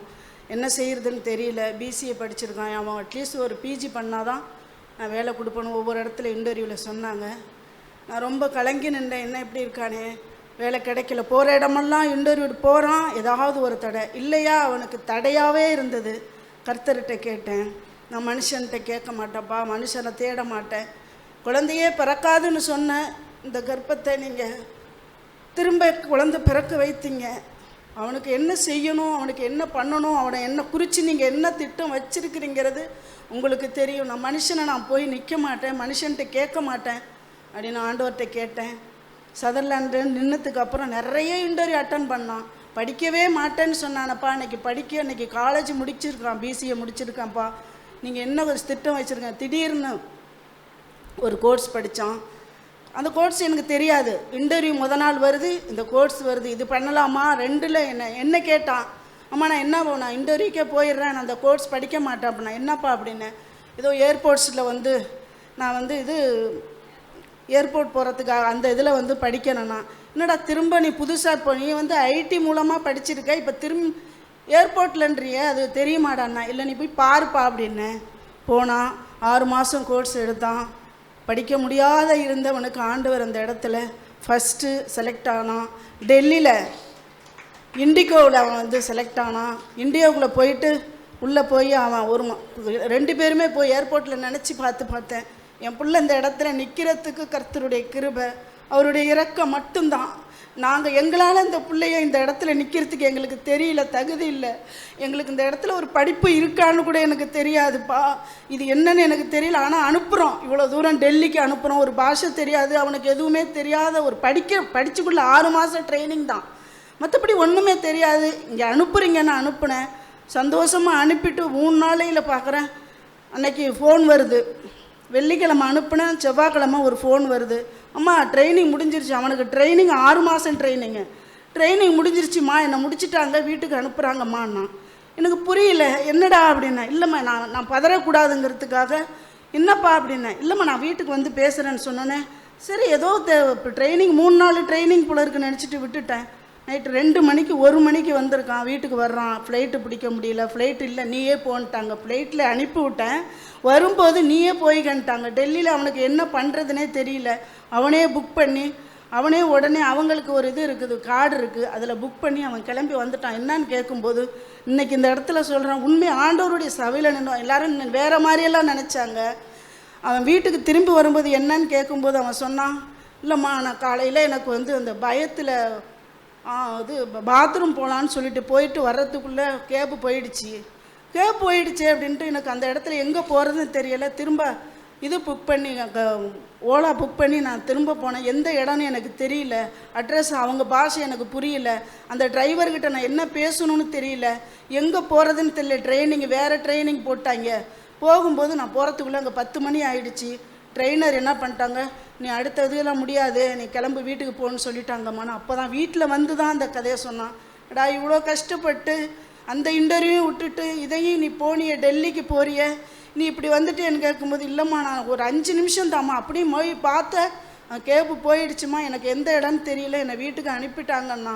இப்போ ஆண்டவர்கிட்ட உட்காந்து அழுத, நீங்கள் ஏன் அனுப்புனீங்கன்னு தெரியல, அந்த ஏன் அனுப்புனீங்கன்னு எனக்கு திரும்ப வீட்டுக்கு வந்திருக்கேன். நான் என்ன பதில் சொல்லுவேன்? எல்லார்ட்டையும் நான் அவன் போகிறான், அந்த டெல்லியில் போகிறான் என் பிள்ளைன்னு சொல்லிட்டேன், நான் என்ன பதில் சொல்ல போகிறேன்னு ஆண்டவர்கிட்ட கண்ணீர் கேட்கும்போது, ஒரே மாதத்துக்குள்ளே அதே மாதத்தில் அதில் ஹைதராபாத்துலேருந்து அவனுக்கு திரும்ப ஒரு பேஜில் இடம் இருக்குது வாங்கன்னு சொல்லி இன்டர்வியூவில் அட்டன் பண்ணி அந்த இடத்துல 3 மாதத்தில் ட்ரைனிங்கில் எல்லாத்துலேயும் 100க்கு 100 மார்க் எடுத்து அங்கே எக்ஸாம் 3 எக்ஸாம் வைப்பாங்க. அந்த 3 எக்ஸாமில் பாஸ் பண்ணால் தான் அடுத்து அவன் என்ன இதில் பண்ணணும்னு சொன்னாங்க. 3லையுமே ஆண்டவர் அற்புதம் செஞ்சார். 100 மார்க் 100க்கு 100 மார்க் எடுத்து ஆண்டவர் அந்த இடத்துல இருந்து ஹைதராபாத்தில் 3 மாதம் ட்ரைனிங் கொடுத்துட்டு திரும்ப இன்னைக்கு பாம்பேயில் அழகாக ஒரு பெரிய கம்பெனியில், இண்டிகோ கம்பெனியில் அவன் ஒரு இதில் ஜாப்பில் இருக்கிறான். இதில் இப்போ ஏர்போர்ட்ஸில் தான். அதே மாதிரி மகளுக்கும் பிகாம் படித்தான். என்ன செய்ய போகிறா? பிகாம் படிச்சிருக்காள. நான் வேணாம்மா பிகாம் வேணான்னு சொன்னேன். இல்லை அவளுடைய இதில் நான் தான் படிப்பேன்னு சொன்னான். இன்றைக்கி அவளும் இதில் பிரின்ஸ் காலேஜில் படிச்சுக்கிட்டு இருக்கையில் கேம்பஸில் டிசிஎஸ்சில் இருந்து செலக்ட் ஆகி இன்றைக்கி 3வது மாதம் ட்ரைனிங்கு போயிட்டுருக்கா. கர்த்தர் எனக்கு 2 பிள்ளைகளையும் ஆண்டவர் கொடுத்தது போல் அற்புதமாக 2 பிள்ளைகளை பெற முடியாத கர்ப்பத்தை பெற வைத்தவர் 2 பிள்ளைகளையும் வேலைக்கு செய்ய உதவி செய்திருக்கிறார். கர்த்தருக்கு கோடான கோடி நன்றி. இதில் ஒரு பெரிய விஷயம் என்னென்னா, அந்த இன்டர்வியூ இண்டிகோ ஏர்லைன்ஸ் அட்டன் பண்ணிவிட்டு முடிஞ்சிச்சு. ஹைதராபாத்தில் வந்து 40 பேரில் ஒரு 4-5 பேர் தான் பாஸ் பண்ணியிருக்காங்க. இவன் 99 மார்க்ஸ் வாங்கிட்டான். அப்போ இவனுக்கு கொஞ்சம் ஸ்போக்கன் இங்கிலீஷில் கொஞ்சம் நல்லா வரும் அவனுக்கு. அப்போ அந்த ட்ரெயினர் கேட்டுக்காரு, இவ்வளோ பேர் படிச்சு வந்துக்கிறாங்க உங்கள் காலேஜிலேருந்து, எப்படா நீ இப்போ இந்த அளவுக்கு நீ பேச எங்கே படிச்சேன்னு? நான் படித்ததில் அவனு வரல, நான் ஒரு சபையிலேருந்து எனக்கு சர்ச்சை போனப்போ எங்கள் மேடம்லாம் என்ன கூப்பிட்டு வச்சு அந்த சபை தான் வந்து எனக்கு கருத்து தான் வந்து எனக்கு இந்த அளவுக்கு நாலேஜ் கொடுத்தாரு, நான் படித்ததுனாலேயோ என்னோட அறிவிலே வரல. அவன் கர்த்தரை வைத்துக்கிறாங்க. அந்த கர்த்தரை வைத்தினுடைய மகிமை தான் அவனுக்கு எல்லாம் மேலே வந்து இருக்கிறான். அது நான் பெருமைப்படுறேன். அதை பற்றி திடீர்னு இப்போ எல்லோரும் பார்ப்பாங்க, எல்லாம் பைபிள் எடுத்து நிற்கிறான்ட்டு ஒரு சின்ன ஒரு ரெஃபரன்ஸ் கொடுத்து எடுத்துருந்தேன். 1972-73 நினைக்கிறேன், நான் 5வது படித்தேன்னு நினைக்கிறேன், எனக்கு ஞாபகம் இல்லை. அப்புறம் நான் போயிட்டு இருப்போம், ஒரு சின்ன சபை, அங்கே 10 பேர் தான் இருப்பாங்க. அங்கே நான் போயிட்டு இருக்கும்போது மாதிரி ஒரு நியூ இயர் நைட்டில் நடந்துருந்துச்சு, ஞாபகம் இல்லை எனக்கு, ஒரு 50 வருஷத்துக்கு முன்னாடி சொல்கிறேன் நான். திடீர்னு சாட்சி சொன்னாங்க, எல்லோரும் வந்து சொன்னாங்க. நான் சின்ன பையன், நானும் மைக்கை பிடிச்சிட்டு வந்து பைபிள் தூக்கணும் வரும்போது சொன்னார், பாஸ்டர் சொன்னார், சாட்சி சொல்லும்போது பைபிளை கைக்கு வச்சுக்கோ, அப்போ தான் உங்கள் கர்த்தர் உன் பக்கத்தில் இருக்கிறேன், நீ எதையுமே வந்து எக்ஸ்பிரஷன் போட மாட்டேன், நீ உன்னோட உண்மையான சாட்சி சொல்லுவேன், பயந்து சொல்லுன்னு சொன்னார். அதுக்காக தான் எடுத்து வந்து ஞாபகம் இருக்குது எனக்கு. அது அந்த 72 வந்து அந்த சாட்சி எனக்கு சாட்சி சொல்ல தெரியாது. எனக்கு என்ன சொன்னேன் எனக்கு ஞாபகம் இருக்குது. எனக்கு நான் லேட்டாக போகிறேன், வாத்தியார் வரக்கூடாது அப்படி வேண்டிக்கிட்டேன். அதுதான் எனக்கு ஞாபகம் இருக்குது எனக்கு அந்தளவுக்கு. ஏன்னா அதுக்கு தான் சொல்ல வந்தேன் நான். சொன்ன மாதிரி பிள்ளைகளுக்காக வேண்டி எதிர்பார்க்கவே இல்லை. என் பையன் பிசிஏ முடித்தோம், இதில் கேம்பஸில் செலெக்ஷன் ஆனான். பாப்பாவும் பிகாம் முடிச்சு கேம்பஸில் செலெக்ஷன் ஆனால். ஆனால் அது அவள் படித்ததுனாலேயோ, நாங்கள் உண்மையை சொல்கிறேன், வச்சு சொல்கிறேன், அவள் படித்ததுனாலே கிடையாது. கர்த்தருடைய கிருபை, நாங்கள் கேண்டதில் வேண்டுதல், அவளுடைய கண்ணீர், எவ்வளோ கண்ணீர் தெரியாது யாருக்குமே. கர்த்தருக்கு ஸ்தோத்திரம். ஆமென். Praise the lord. Praise the lord. நன்றி பிரதர். தேங்க் யூ. Sister Omana please come. நீங்கள் சொல்லி கர்த்தரை க்ளோரிஃபை பண்ணுங்க. ஆமென். அல்லேலூயா சொல்லுவோமா? சிஸ்டர் சொல்லுங்கள். ஆண்டோட பரிசுத்த நாமத்துக்கு ஸ்தோத்திரம். நான் இங்கே நிர்மூலமாக இருப்பது ஆண்டோட சுத்த கிருபை. அவர் இல்லைன்னா நான் இந்த இடத்துல நின்றுக்கவே மாட்டேன். அந்த அளவுக்கு நான் மே மாதம் இந்த வீடு காலி பண்ண சொன்னாங்க. ஆனால் நாங்கள் வீடு காலி பண்ணி கொடுக்குறேன்னு சொன்னாங்க. ஆனாலும் எங்கள் மருமகளுடைய அக்கா வீட்டுக்கு, இந்த அக்கா மாமனார் மாமியார் தான் நாங்கள் இருந்த வீடை வாங்கினது. வாங்கி 3 மாதம் தான் ஆகலை. அதுக்கு முன்னாடி வந்து அவங்க எங்கள் சம்மந்தி அவங்க தான் வாங்கி கொடுத்தாங்க. அவங்களும் வேண்டான்னு சொல்லிட்டு ஒதுக்கிட்டாங்க. ஒதுக்கின உடனே சரி அவங்க பையன் தான் எங்கள் மருமகளுடைய அக்காவை கல்யாணம் பண்ணிட்டாங்க. அப்போ அவங்களையும் அந்த சண்டை போட்டு அவங்கள்ட்டையும் பேச மாட்டாங்க. சொந்த அப்பா அம்மா பேச மாட்டாங்க. அப்படி இருக்கும்போது சரி நீ என்ன மருமகள் தான் அவங்கள்ட்ட பேசுகிறது கொள்வது எது இருந்தாலும் எங்கள்கிட்ட நாங்கள் தான் அந்த வீட்டை பார்த்துட்டு இருந்தோம். வீடு நல்ல வசதியாக இருந்தது. எனக்கு ப்ரேயர் சொல்லி நடத்துறதுக்கும் ஜெபம் வைக்கிறதுக்கும் நல்ல வசதியாக இருந்தது. அதனால் நான் ஆண்டவருக்கு நன்றி சொல்லி இருப்பேன். இப்போ ஞாயிற்றுக்கிழமை எங்கள் வீட்டில் ஒரு 3-4 மணி அளவில் எங்கள் வீட்டில் ப்ரேயர் நடத்துவாங்க. அப்போ நடத்திட்டு இருக்கும்போது ஒரு நாளைக்கு அவங்க வந்தாங்க. அந்த நாளில் ஒரு நாள் வந்து நாங்கள் பிள்ளைங்களுக்கெல்லாம் டீ போட்டு கொடுத்துட்டு இருக்கும்போது இவங்க வந்தாங்க. சரி நான் போய் வாங்கன்னு கூப்பிட்டாங்க. வந்தாங்க. வந்து வெளியில் வந்து பார்த்துட்டு உடனே இறங்கி போயிட்டாங்க. ரோட்டுக்கு போயிட்டு நின்றுட்டாங்க. வாங்க அப்படின்னு சொல்லி கூப்பிட்டு உள்ளுக்கு கொண்டு போனேன். உள்ளுக்கு கொண்டு போய் உட்கார வச்சு உட்காருங்கன்னு சொல்லிட்டு டீ கொடுத்தா டீ குடிக்க மாட்டேங்குது. அவங்க ஏதோ மனசுக்குள்ளே ஒரு இந்த வைராக்கி சண்டை போடணும்னு சொல்லிட்டு வந்துட்டாங்க. வந்து லபல்னு கத்துறாங்க. அதாவது இந்த இத்தனை வருஷத்துக்கே அக்ரிமெண்ட்டுக்கு போடுவாங்க. அக்ரிமெண்ட் எழுதி கொண்டு வந்து என் மருமகள்கிட்ட கொடுத்தாங்க. என் மருமகள் என்ன பண்ணிட்டா இங்கிலீஷில் அப்படியே சைன் போட்டாங்க. சைன் போட்டோன்னா அது வாங்கி பார்த்து எல்லாம் பண்ணி மடித்து வச்சுட்டு வீட்டுக்கு போனாங்க. வீட்டுக்கு போனோடனே அந்த நைட்டு ஒரு 9 மணி அளவில் ஃபோன் பண்ணி பேசிட்டு, உனக்கு என்ன சைன் போட தெரியாதா, நீ என்ன படிச்சிருக்க அப்படின்னு சொல்லி ஒரு மாதிரி திட்ட தொடங்கிச்சு. நான் நல்லா தானே சைன் போட்டேன் அப்படின்னு. உங்கள் வீட்டுக்காரர் நல்லா சைன் போட்டிருக்கு, 3 சைன் ஒன்று போல் வந்துச்சு, நீ இப்படி கிறுக்கி போட்டிருக்கே அப்படின்னு சொல்லிட்டு உடனே எங்களை காலி பண்ண சொன்னாங்க. சரி நாங்கள் காலி பண்ணி தரேன் அப்படின்னு சொன்னாங்க. அப்புறம் ஃபஸ்ட்டில் சொன்னாங்க 9 மாதம் இருந்துட்டு நீங்கள் காலி பண்ணுங்க அப்படின்னு. சரின்னு சொல்லிட்டேன். அப்புறம் திருப்பி வந்து சொன்னேன் நான் 9 மாதம்லாம் தர முடியாது, 3 மாதத்தில் காலி பண்ணி கொடுங்க அப்படின்னு. அப்போ நான் சொன்னேன் சொல்லிட்டு கத்துறாங்க. அப்படி கத்துறாங்க. எங்கள் ப்ரேயருக்கு இருந்தவங்க எல்லாம் பயந்து போயிட்டாங்க. அந்த டைமில் நான் சொன்னேன் இங்கே பாரு மேடம், அவங்களும் கிறிஸ்டின் தான். அவங்க என்ன பண்ணிட்டாங்க, அதே இந்த எங்களை காலி பண்ணி வைக்கிறதுக்கு அந்த ஒரு மாதத்துக்கு முன்னாடி அவங்க பையனுக்கு இந்த மூளைலாம் அப்படி ரத்தம் ஊற்றுவாங்களாம். ஆஸ்பத்திரியில் கொண்டு போய் பணம் எல்லாம் செலவு பண்ணிட்டாங்க, சரியாகலைன்னு சொல்லிட்டு ஃபோன் பண்ணி சொன்னாங்க. அப்போ நான் என்ன நினச்சேன், அப்புறம் நான் என்ன சொன்னேன், சரி இருக்கட்டும், நீங்கள் எங்கள் பையனை கூட்டிக்கிட்டு வந்தால் ஜெபம் பண்ணி விடலாம் அப்படின்னு சொல்லிட்டேன். மறுநாளைக்கு அவங்க வந்தாங்க. வந்து இருந்தாங்க. நான் சரி நீ இவங்க இறைப்பா, நான் வெளியில் ஒரு கட்டில் இருந்துச்சு, அந்த கட்டில் இறைப்பாடு நான் குளிச்சுட்டு வரான்னு சொல்லிட்டு நான் குளிக்க போகிறேன். குளிச்சுட்டு வந்து அந்த பிள்ளைக்கு நான் ப்ரேயர் பண்ண உடனே என் பேரன் பால் விளையாடிட்டு இருக்கும்போது அந்த பையன் எழுந்திரிச்சு விளையாட தொடங்கிச்சு. சுகம் கிடச்சிச்சு. அதுக்கப்புறம் நான் சொன்னேன் அவனோட கட்டு அவுக்கும்போது ஆண்டவர் உங்களுக்கு யார் செஞ்சாங்கன்னு வெளிப்படுத்துவாங்க அப்படின்னு. அவருக்கு நைட்டு 9:30 மணிக்கு ஃபோன் பண்ணி சொல்கிறாங்க, எங்களுக்கு ஆண்டவர் வெளிப்படுத்திட்டாரு அப்படின்னு சொல்லிட்டு சொன்னாங்க. சரின்னு சொல்லிட்டு இருக்கும்போது இவங்க இங்கே வந்து ஒரே சண்டை அப்படி ஒரு சண்டை. நான் சொன்னேன் இங்கே பாருங்கள், நான் பேசுறதில்ல, நான் இன்னி தான் பேச போகிறேன். நீங்கள் நான் காலி பண்ண சொன்னீங்க, நான் காலி பண்ணி கொடுக்குறேன் அப்படின்னு சொன்னாங்க. இப்போ ஏன் நீங்கள் சத்தம் போடுறீங்க, ஒழுங்காக நீங்கள் வெளியில் போங்க அப்படின்னு சொல்லி ஒழுங்காக வெளியில் போயிடலாம் லவன்னு கத்திட்டு போயிட்டாங்க. அப்புறம் 3 மாதம் டைம் கொடுத்தாங்க. 2 மாதம் முடிஞ்சிச்சு, 1 மாதம் தான் இருந்துச்சு. அப்புறம் என் பையன் போய் வீடு பார்த்தாங்க. வீடு பார்த்தாக்கல ஒரு குளத்துக்கு பக்கத்தில் போய் வீடு பார்த்துட்டு இருக்கும்போது மாடியில் அப்போ நான் எங்கடா இருக்கிறேன், அது நான் அங்கே ஒரு வீட்டில் இருக்கிறேன், நான் வீடு பார்த்துட்டு இருக்கிறேன் அப்படின்னு, நீங்கள் அங்கே வாங்க அப்படின்னு சொல்லி நான் போனேன். போய் அந்த வீட்டுக்குள்ளே ஏறின உடனே எனக்கு அந்த வீடு பிடிக்கல. நான் சொன்னேன் அப்பா எனக்கு வீடு வேண்டாம், அப்போ வீடு எனக்கு பிடிக்கலப்பா, என் மனசுக்குள்ளே ஏதோ ஆண்டவர் சொல்கிறாங்கப்பா, நீ வேண்டாப்பா அப்படின்னு. அம்மா நமக்கு வீடு கிடைக்கலாமா, இப்போதைக்கு வீடு காலி பண்ண சொல்லிட்டாங்க, இப்போ எனக்கு இருக்க கொஞ்ச நாள் இருந்துட்டு அதுக்கப்புறம் நமக்கு வேறு வீடு பார்த்து போகலான்னு சொல்லிட்டு சரின்னு சொல்லிட்டு இருந்த காலி பண்ணி போன மறுநாளத்தில் பெரிய ஒரு பூரா அப்படி வந்துடுச்சு. சிஸ்டரை பற்றி நான் ஷார்ட் சொல்கிறேன், சகோதரியை பற்றி நான் ஷார்ட் சொல்கிறேன். அவங்க சொல்கிறது உங்களுக்கு சில பேர் புரியல, நான் உங்களை குறித்து சொல்கிறேன்.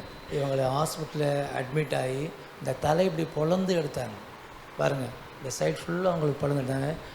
கைகள்லாம் வேலை செய்ய முடியாமல் ஹோப்பே இல்லை, அவங்க செத்துருவாங்கன்னு சொல்கிற மாதிரி நிலையில் இருந்தாங்க. ஆனால் சபையில் ஜெபம் பண்ணிகிட்டே இருந்தோம். அங்கேயும் சபையில் நம்ம எல்லாம் கூட்டிச்சோம், ஞாபகம் இருக்குங்களா நம்ம ஜெபம் பண்ணிகிட்டே இருந்தோம். இன்றைக்கி கர்த்தர் உங்களை உயிரோடு கூட வச்சுருக்கிறார். கைகளை உயர்த்தி நம்ம நாளிலே சொல்லுவோமா? நன்றி சிஸ்டர், தேங்க்யூ சிஸ்டர், தேங்க்யூ. அடுத்து வாங்க. ஆமாம், ஒரு நிமிஷம் இருங்க. இவங்களுக்கு தொடர்ந்து டெய்லி ஒரு 2 மாதம் இருக்குது, அன்றைக்கி 2 மாதமாக கம்மியாக 2-3 மாதம் தொடர்ந்து ஒவ்வொரு நாளும் ஒவ்வொரு ஊழியக்காரில் செவ்வாய்க்கிழமை, புதன்கிழமை, வியாழக்கிழமை, வெள்ளிக்கிழமை தொடர்ந்து போய் கம்யூனியன் கொடுத்துட்டே இருந்தோம். தொடர்ந்து ஒரு 3 மாதம் தொடர்ந்து கம்யூனியன் கொடுத்தோம். நடக்க முடியாமல் மயக்கம் வச்சு விழுந்துருவாங்க, அந்த மாதிரிலாம் இருந்தாங்க. ஸோ இன்றைக்கி பாருங்கள் அந்த கம்யூனுடைய வல்லமை அதுக்கெல்லாம் பாஸ்டமாக தான் அவங்களுக்கு தான் நன்றி சொல்லணும். அவங்களுக்கு தான் அந்த அந்த எங்களை வழி நடத்தினாங்க.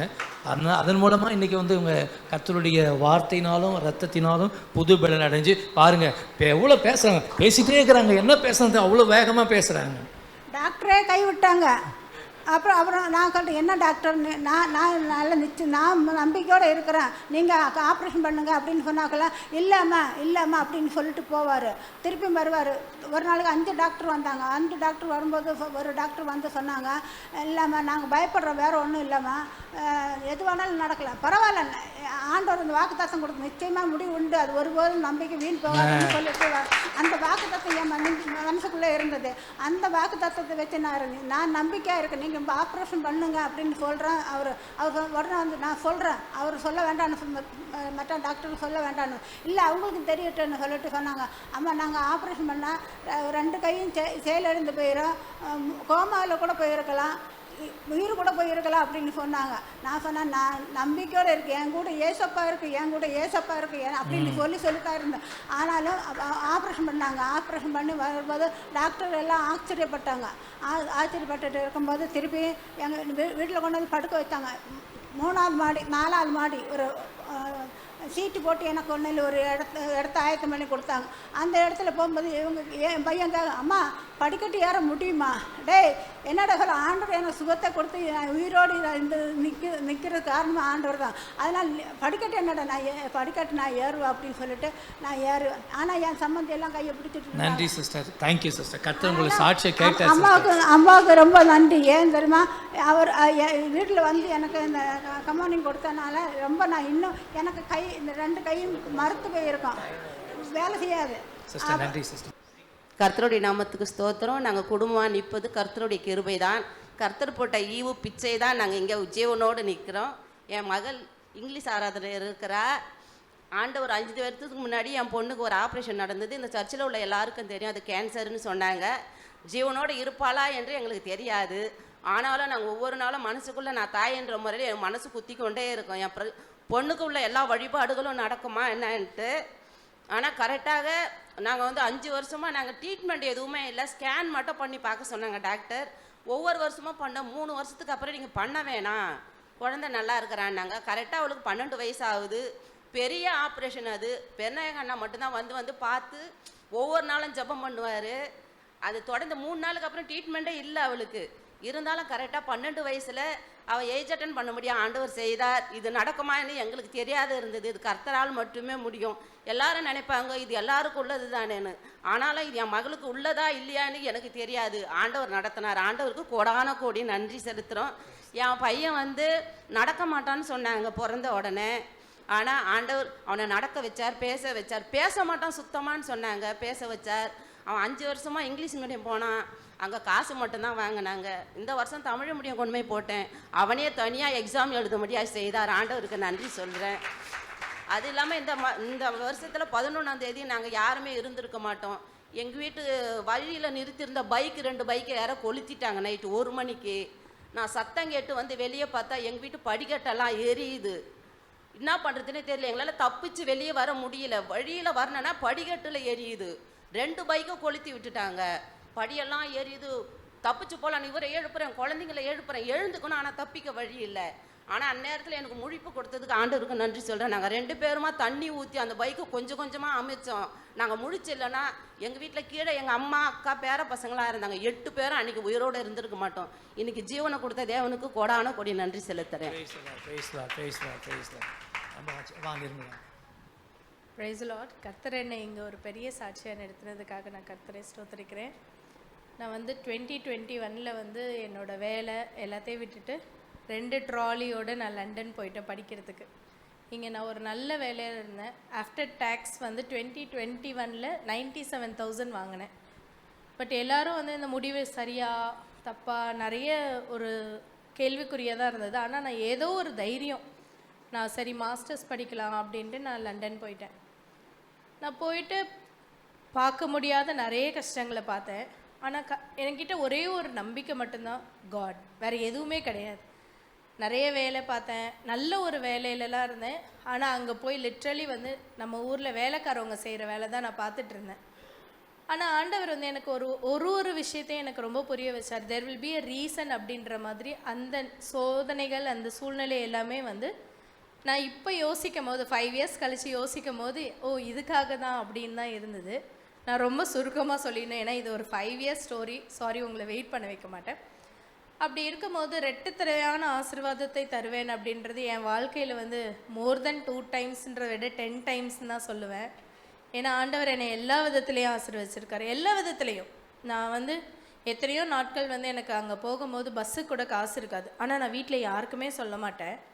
இங்கேருந்து திருவான்மையூர் தூரம் இருக்கும், காலையில் -12 டிகிரிலாம் இருக்கும். ஆனால் நான் நடந்து போவேன்.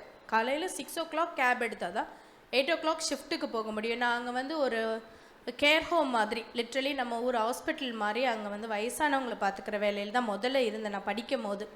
நான் காலையில் காலேஜ் போவேன், நைட் வந்து நைட் ஷிஃப்ட் போவேன், திருப்பி காலையில் அந்த ஹோம்லேருந்து நேராக காலேஜ் போயிடுவேன். ஆனால் எல்லோரும் வந்து ரொம்ப தான் பேசுனாங்க. என்னோடய க்ளோஸ் ஃபேமிலி ரிலேட்டிவ்ஸ் கூட, நீ என்ன வேலை பார்க்குறேன்னு என்னோடய ரிலேட்டிவ்க்கெலாம் சொல்லாதேனாங்க. பட் நான் எதை பற்றியுமே கவலைப்படலை, ஏன்னா நான் எல்லா வேலைக்கும் உண்மையாக இருந்தேன். அங்கே இருக்கவங்க யாருக்குமே என்னோடய பேக்ரவுண்ட் என்ன, நான் படிச்சிருக்கேன், நான் எதுவுமே நான் சொல்ல மாட்டேன். I keep my self very secret. But அங்கே வந்து நம்ம நோட்ஸ்லாம் எழுதும் போது அவங்க அதெல்லாம் பார்த்துட்டு வந்து நீ படிச்சிருக்கியா அப்படின்னு கேட்டாங்க. ஒரு நாள் வந்து ஒரு நர்ஸ், அப்போ நான் வந்து ஆமாம் நான் மாஸ்டர்ஸ் படிச்சிருக்கேன் அப்படின்னப்ப why don't you give medication அப்படின்னாங்க. எனக்கும் சயின்ஸ்க்கும் சம்மந்தமே கிடையாது. நான் வந்து ஒரு ஆர்ட்ஸ் ஃபினான்ஸ் பேக்ரவுண்ட், இங்கேயும் நான் வந்து பேங்க்கில் தான் ஒர்க் பண்ணேன். அப்போ நான் வந்து சீனியர் கேரராக எனக்கு கொடுத்தாங்க. அங்கே அப்போ வந்து சீனியர் கேரருக்கு 1 pound எக்ஸ்ட்ரா.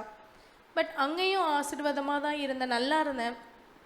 என் ஹஸ்பண்ட்க்கு அப்படியே வேலை கிடச்சிது, அவர் அங்கே வந்தார், பையன் வந்துட்டான், எல்லாமே போயிட்டு இருந்தது. பட் எப்பயுமே எனக்கு வந்து லண்டன் ட்ரெயினில் ஏறும் போது ஒரு மனசுக்குள்ளே இருக்கும், நம்ம எப்போ கோட்டெல்லாம் போட்டு வேலைக்கு போவோம் அப்படின்னு.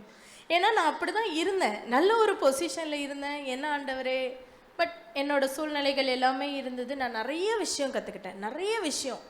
நம்ம இங்கே நம்ம ரொம்ப லக்ஸரியாக வாழ்கிறோம், அது வெளியில் இருக்கவங்களுக்கு மட்டும்தான் தெரியும். யாருமே ஒரு வேளை சாப்பாடு கொடுக்க மாட்டாங்க நமக்கு. எனக்கு 3 மைனர் சர்ஜரி நடந்தது. 1 வாரம் சமைக்க முடியாது, ஆனால் நான் 1 வாரம் சமைச்சு ஃப்ரிட்ஜில் வச்சுட்டு போயிடுவேன். என்னை பிக்கப் பண்ண வர முடியாது, ஏன்னா ஹஸ்பண்ட் வேலைக்கு போகணும், பையனை பிக் பண்ணணும். சர்ச்சில் இருக்கவங்க, நான் அங்கே ஒரு தமிழ் சர்ச் போயிட்டுருக்கேன், அவங்க தான் வந்து என்னை பிக் பண்ணுவாங்க. பட் கடவுள் வந்து என்னை எல்லா விதத்துலேயும் ஆசீர்வதிச்சார். நான் வீடு காலி பண்ணணும்னு யார்கிட்டையும் சொல்லக்கூட மாட்டேன், நான் எதையுமே சொல்ல மாட்டேன். ஆனால் ஒருத்தவங்க ஃபோன் பண்ணி எங்கே இருக்கீங்க அப்படின்னா, இல்லை நான் வீடு ஷிஃப்ட் பண்ணுறேன்னு. காலையில் 6 o'clock பெல் அடிக்குது, 9 பேர் என் சர்ச்லேருந்து வந்திருக்கிறாங்க. ஏன்னா என் ஹஸ்பண்ட்க்கு கொஞ்சம் ஸ்பைனில் ப்ராப்ளம் இருக்குது, அவரால் வெயிட் லிஃப்ட் பண்ண முடியாது. எல்லா வீடையும் ஷிஃப்ட் பண்ணி அந்த ஃபுட் கொண்டு வந்து சமைச்சு கொடுத்து எல்லாமே பார்த்துக்கிட்டாங்க. ஓஷு எப்போல்லாம் ஹாஸ்பிட்டல் போகிறனோ ஓஷுவை வந்து அவங்க வீட்டில் தங்க வச்சுக்குவாங்க. அப்படி ஒரு ஃப்ரெண்ட்ஸ் எனக்கு கிடச்சிருக்கிறாங்க. எத்தனையோ நாட்கள் வந்து நான் யாருமே இல்லை அப்படின்னு நம்ம நினைப்போம். ஆனால் வந்து அந்த கிறிஸ்டியானிட்டி பாண்ட் வந்து எனக்கு நிறைய சொல்லி கொடுத்தது. நான் வந்து சொல்லி முடிச்சிடறேன் பிரதர், சாரி. ஸோ லாஸ்ட்டாக 2 விஷயம் தான். நான் ஃப்ளைட் ஏறும் போது, இங்கேருந்து போகும்போது நான் சொன்னேன், எந்த சூழ்நிலையும் நான் அழுதுட்டு ஃப்ளைட்டில் ஏறி வரக்கூடாது கடவுளே அப்படின்னு. ஆனால் அதே மாதிரி நான் கடவுளுக்கு உண்மையாக இருந்தனோ, ஆண்டவர் எனக்கு ரொம்ப உண்மையாக இருக்கார். நான் இழந்த வேலையை அதே மாதிரி நான் அப்ளை கூட பண்ணலை. நான் லிட்ரலி வந்து ஒரு 10,000 வேலைக்கு அப்ளை பண்ணியிருப்பேன், ஒரு 1000 இன்டர்வியூஸ் அட்டன் பண்ணியிருப்பேன், ஃபைனல் ரவுண்ட் வர ஒரு 50 இன்டர்வியூ போயிருப்பேன். பட் வீசா நிறைய விஷயத்தினால எனக்கு அங்கே எக்ஸ்பீரியன்ஸ் இல்லைன்னு எனக்கு வேலை கிடைக்கல. நான் அப்ளை பண்ணாத வேலை. நான் இப்போ SBI UKல ஒர்க் பண்ணிகிட்ருக்கேன், நல்ல ஒரு சம்பளத்தில், டைரக்ட் ரிப்போர்ட்டிங் டு CEO. அங்கேயும் வந்து அங்கே எல்லாருக்கும் ஹிந்தி தெரியும், எனக்கு ஹிந்தியே தெரியாது. பட் நான் அங்கே ஒரு சாட்சியாக, அங்கே ஒரு 10 கிறிஸ்டியன்ஸ் இருப்பாங்க, அந்த கிறிஸ்டியனில் நாங்கள் ஒருத்தி. 25 வருஷமாக SBIல கிறிஸ்மஸ் செலிப்ரேட் பண்ணது கிடையாது. இந்த வருஷம் நாங்கள் செலிப்ரேட் பண்ணிட்டு தான் நான் ஊருக்கு வந்தேன். நான் அங்கேயும் காடோட மெசேஜை எனக்கு கடவுள் கிருபை கொடுத்தாரு. செகண்ட் விஷயம், என் மதரின்ல ரொம்ப சீரியஸாக இருக்காங்க. ஆனால் நான் வேலை கிடச்ச உடனே டிக்கெட் புக் பண்ணிட்டேன். என் ஹஸ்பண்ட் சொன்னார், இல்லை நம்ம முன்னாடி போயிடலாம் ஏதாவது. ரொம்ப தைரியமாக நான் சொன்னேன், எதுவுமே நடக்காது, வி வில் கோ அப்படின்னு. எவ்வளோ தடைகள் வந்தது, ஆனால் நல்லபடியாக நாங்கள் இங்கே வந்தோம். My mother in law is also getting better. God வந்து எனக்கு இப்போன்னு இல்லை, நான் பிறந்ததுலேருந்து என் கூட இருக்கிறாரு. என்னை ரொம்ப க்ளோஸாக இருக்க வைக்கிறாரு. அவரோட அந்த டேஸ்ட், அந்த லவ் எல்லாருக்கும் தெரியும். நமக்கு ஒரு சூழ்நிலையில் எவ்வளோ அந்த டேஸ்ட் வந்து அதை ருசிக்கிறவங்களுக்கு தான் தெரியும். பட் நான் ரொம்ப நல்லா என் ஃபேமிலியோட என் பையனோட என்னை ஆசீர்வதிச்சிருக்காரு. தேங்க்யூ. கர்த்தருடைய பரிசுத்த நாமத்துக்கு ஸ்தோத்திரம். இந்த வருடத்தில் போன ஜூன் மாதம் நான் சாட்சி சொல்லிட்டு போனேன். என்னை கடவுள் இத்தனை வருடமாக எப்படி நடத்தினாருன்னு சொல்லிட்டு. மறுபடியும் ஒரு சாட்சி உள்ள மகளாக நிறுத்தியிருக்காரு. அதுக்கு காரணம் வந்து சிங்கப்பூரில் எல்லாருக்கும் வேலை எடுத்துகிட்டு இருக்கிறாங்க. அதாவது நல்ல போஸ்டிங்கில் இருக்கிறவங்க, பெரிய ஆஃபீஸில் இருக்கிறவங்க எல்லாருக்குமே வேலை எடுத்துகிட்டு இருக்கிறாங்க. என்னோடய ஹஸ்பண்டோட கம்பெனியில் மைக்ரோசாஃப்டில் இது வரைக்கும் 400 பேருக்கு மேலே வேலை எழுந்து எடுத்துட்டாங்க. ஒவ்வொரு தடவையும் ஒரு சர்க்கிள் வரும், என்ன தூக்கிடுவாங்களோ அப்படின்னு வேறு. நான் சொன்னேன், அவங்கள தூக்க மாட்டார். கடவுள் உங்களை இவ்வளோ நாள் நடத்தியிருக்காரு, இன்னமும் நடத்துவார். இன்றைக்கி வரைக்கும் நடத்திட்டு இருக்கிறார். ஒரு கடை கட்ட உதவி செஞ்சார், அதில் ரொம்ப வருஷம் இழுத்துட்டு போச்சு. இப்போ அதுக்கு நல்ல ஒரு டெனன்ட் கிடச்சிருக்காங்க. கடவுளுக்கு நன்றி. வீடு பார்த்துட்ருக்குறேன். ஏப்ரல் மாதம் ஷிஃப்ட் பண்ண போகிறேன். மீன் சிங்கப்பூரில் 16 வருஷமாக நடத்தின தேவன் இந்தியாவுக்கு என்ன வரணும் அப்படின்னு அது எனக்கு தெரியாது. என்னோடய கையில் எதுவுமே இல்லை. மூணாரில் பிறந்தேன், சென்னையில் வளர்ந்தேன், சிங்கப்பூரில் வந்து கல்யாணத்துக்கு அப்புறம் இருந்திருக்கேன். மறுபடியும் வந்து சென்னையில் தான் வந்து தங்கணும் அப்படின்றது அவருடைய திட்டம், அவருடைய நடத்துதல். எனக்கு தெரியாது. அவர் நடத்துகிற விதத்தில் நான் நடந்து போய்கிட்டே இருக்கிறேன். 2 பிள்ளைங்களை கொடுத்துருக்கிறார், நல்லா படிக்கிறாங்க. எல்லாத்துலேயுமே டேலண்டடான பசங்களாக இருக்கிறாங்க. எல்லோரும் டேலண்ட் பசங்க தான், அவங்கவுங்களோட ஓன் யூனிக்கில். என்னோடய பசங்களும் டேலண்டடாக தான் இருக்கிறாங்க. சபையிலையும் அவங்க வந்து எதுலேயுமே குறையவில்லை. எல்லா இடத்துலையுமே வந்து அவங்களுக்கு ஒரு நல்ல பேர். நான் நினச்சேன், நான் மட்டும்தான் என் பசங்களை என்னால் கொண்டு வர முடியுமா தனியாக அப்படின்னு யோசித்தேன். தேவன் என்னுடைய வாழ்க்கையிலையும், என்னுடைய வளர்ச்சியிலையும், என்னோடய கல்யாண வாழ்க்கையிலையும், என்னோடய குழந்தைங்களை வளர்க்குற ஒரு தாயாகவும் எனக்கு எவ்வளோ வலி இருக்குது, வேதனை இருக்குது, அதெல்லாம் இல்லை. இன்னும் ஓடிக்கிட்டு இருக்கேன். இன்னும் ஓட தேவன் எனக்கு உதவி செய்வார்னு நினைக்கிறேன். இந்த சாட்சி கொடுத்ததுக்கு தேவனுக்கு நன்றி. தேங்க்யூ. கர்த்தருடைய பரிசுத்த நாமத்துக்கு மகிமை உண்டாவதாக. கர்த்தர் செய்த எல்லா நன்மைக்காகவும் கர்த்தரை என்னை ஸ்தோத்திரிக்கிறேன். ஃபஸ்ட்டு ஹஸ்பண்ட்காக நான் சாட்சி சொல்லணும். யூத் ஃபேஸ் நடக்கிறதுக்கு முன்னாடி ஒரு 1 வீக் பிஃபோர் வந்து அவர் வேலைக்கு போயிட்டு வரச்சு அந்த மெரினா சிக்னல் கிட்ட வந்து அவருக்கு ஒரு பெரிய ஆக்சிடெண்ட் நடந்தது. பஸ்ஸுக்கு நடுவில் இவரோட வண்டி, அவர் வண்டிக்கு முன்னாடி ஒரு ஆட்டோ. பஸ்ஸு ஸ்பீடாக வந்து ஒரு அப்படியே தட்டி விட்டுருச்சு. ஆண்டவர் கிருபையில் எதுவுமே ஆகலை. ஆண்டவர் அந்த நேரத்தில் பாதுகாக்கலைன்னா இந்த நேரத்தில் அவர் இருந்திருக்க முடியாதனாலும் ஆண்டோடைய கிருபையினால் அவர் இந்த நாளில் ஜீவனோடு இருக்கார். அதற்காக நான் இயேசுவுக்கு நன்றி சொல்கிறேன். அடுத்ததாக எங்களோட மாமியாருக்காக சொல்லணும். அவங்க வந்து அக்டோபர் மாதம் இங்கே 1 வீக் ஃபாஸ்டிங் ப்ரேயர் வச்சுருந்தாங்க. அந்த நேரத்தில் வந்து அவங்களுக்கு ரொம்ப பலவீனமாயிட்டாங்க. வயிற்று வலி வந்து ஜாஸ்தியாகிடுச்சு. 1 வாரம் முழுக்கவே ரொம்ப வலியில் தான் இருந்தாங்க. இங்கே ப்ரேயர்லேயும் வச்சோம், அம்மாக்கிட்டேயும் சொன்னோம். ஹாஸ்பிட்டலுக்கு போயிட்டோம், வந்து அவங்களுக்கு சரியாகவே ஆகலை. தொடர்ந்து ப்ரேயர் பண்ணிகிட்டு இருந்தோம். அப்புறம் ஸ்கேன் எடுத்து பார்க்கலான்னு வந்தோம். அப்புறம் மறுபடியும் பார்க்கும்போது டாக்டர் இல்லை பரவாயில்ல, ஸ்கேன்லாம் வேண்டாம், இப்போ ஓரளவுக்கு ஓகேவாக இருக்காங்கன்னாங்க. அந்த சுகத்தை கொடுத்த தேவனுக்கு நான் நன்றி சொல்கிறேன். அடுத்தது அம்மாக்காக சொல்லணும். அம்மா மறுபடியுமே வந்து அந்த ஆல்ரெடி ஆப்ரேஷன் பண்ண கார்ட்லேயே மறுபடியும் பாத்ரூமில் வலிக்கு விழுந்துட்டாங்க. ஆப்ரேஷன் பண்ண வலியை விட இது வந்து ரொம்ப அதிகமான பெயினை கொடுத்துச்சு அவங்களுக்கு. ஆனாலும் ஆண்டவர் ஒவ்வொரு நாளும் வந்து 3 பேருக்குமே எங்கள் குடும்பத்தை வந்து ஜீவனோட பாதுகாக்கிறாரு. அதற்காக இயேசுவுக்கு நன்றி செலுத்துகிறேன். இந்த வருடம் முழுவதும் ஆண்டவர் எல்லா தேவைகளையும் சந்திச்சார், எங்களை சாட்சியாக நிறுத்தின தேவனுக்கு நன்றி. கர்த்தருடைய பரிசுத்த நாமத்துக்கு மகிமை உண்டாதாக. கர்த்தருடைய நாளில் என்னை சாட்சியாக நிறுத்தினுக்காக நன்றி செலுத்துகிறேன். ஆனால் என் மகளுடைய வாழ்க்கையை பற்றி அநேகருக்கு சபையில் தெரியும். ஆனால் இந்த வருஷம் வாக்குத்தத்தின்படியாக கர்த்தர் வந்து நிச்சயமாக முடிவுண்டு 2 வாக்குத்தத்தை கொடுத்தாரு.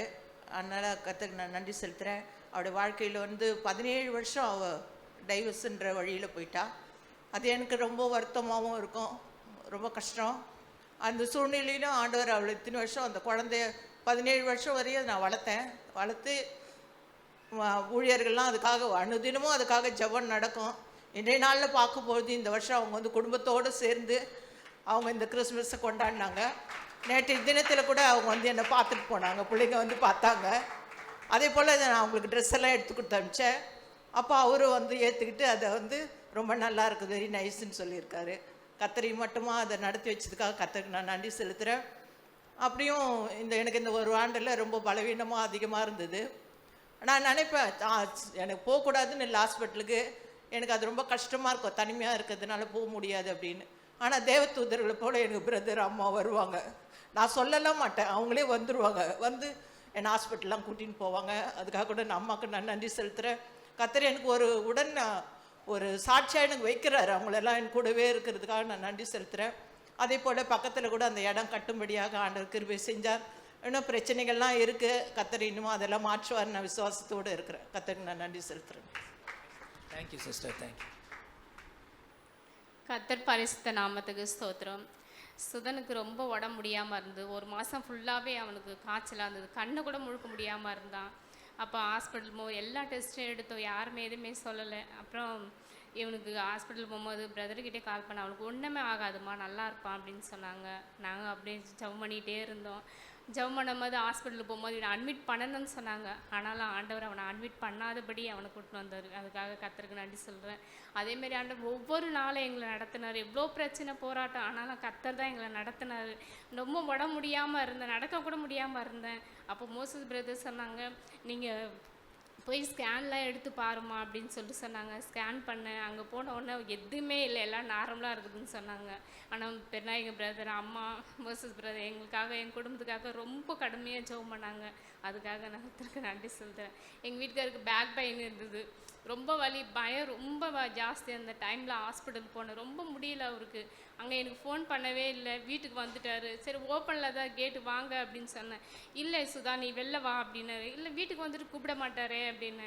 சரி போனோம், மழையில் ரொம்ப முடியல அவருக்கு. போகும்போது ஜெபம் பண்ணிகிட்டே போனேன். எஸ்ப்பா என் கூட யாருமே இல்லை ஆண்டவரே, நீங்கள் மட்டும்தான் இருக்கிறீங்க ஏசப்பா, எங்களை நடத்துகிறவர் நீங்கள் தான் ஏசுவேன்னு சொல்லி ஜெபம் பண்ணிகிட்டே போனேன். ஆனால் அங்கே போயிட்டு நாங்கள் ஹாஸ்பிட்டல் பார்த்தோம், வராப்பான்னு வழியே இல்லை. ரொம்ப சுகமாக ஆண்டவர் நடத்தினார். ஒவ்வொரு நிற்கிறத நாங்கள் நிர்மலமாக அந்த கர்த்தருடைய கிருபை தான். நான் உயிரோடு இருக்க மாட்டேன்னு சொன்ன இடத்துல இன்றைக்கி ஆண்டவர் என்னை உயிரோடு வச்சிருக்கிறாரு. அந்த கிருபைக்காக நன்றி. அம்மா வாங்க ப்ளீஸ்.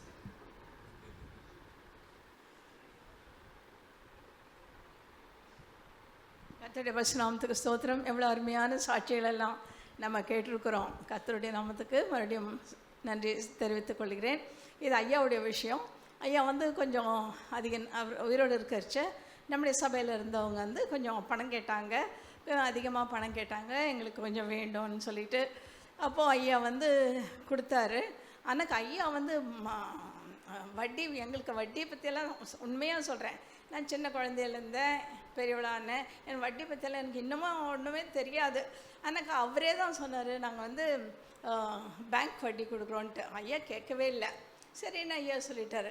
அப்புறம் ஃபஸ்ட் மந்த்து கொடுத்தாங்க. அப்புறம் பிரதர் குமார் சொன்னார், பிரதர் நம்ம வந்து கிறிஸ்டியன்ஸாக இருக்கிறோம், நம்ம வட்டி வாங்கக்கூடாதுன்னு சொல்லிட்டேன்.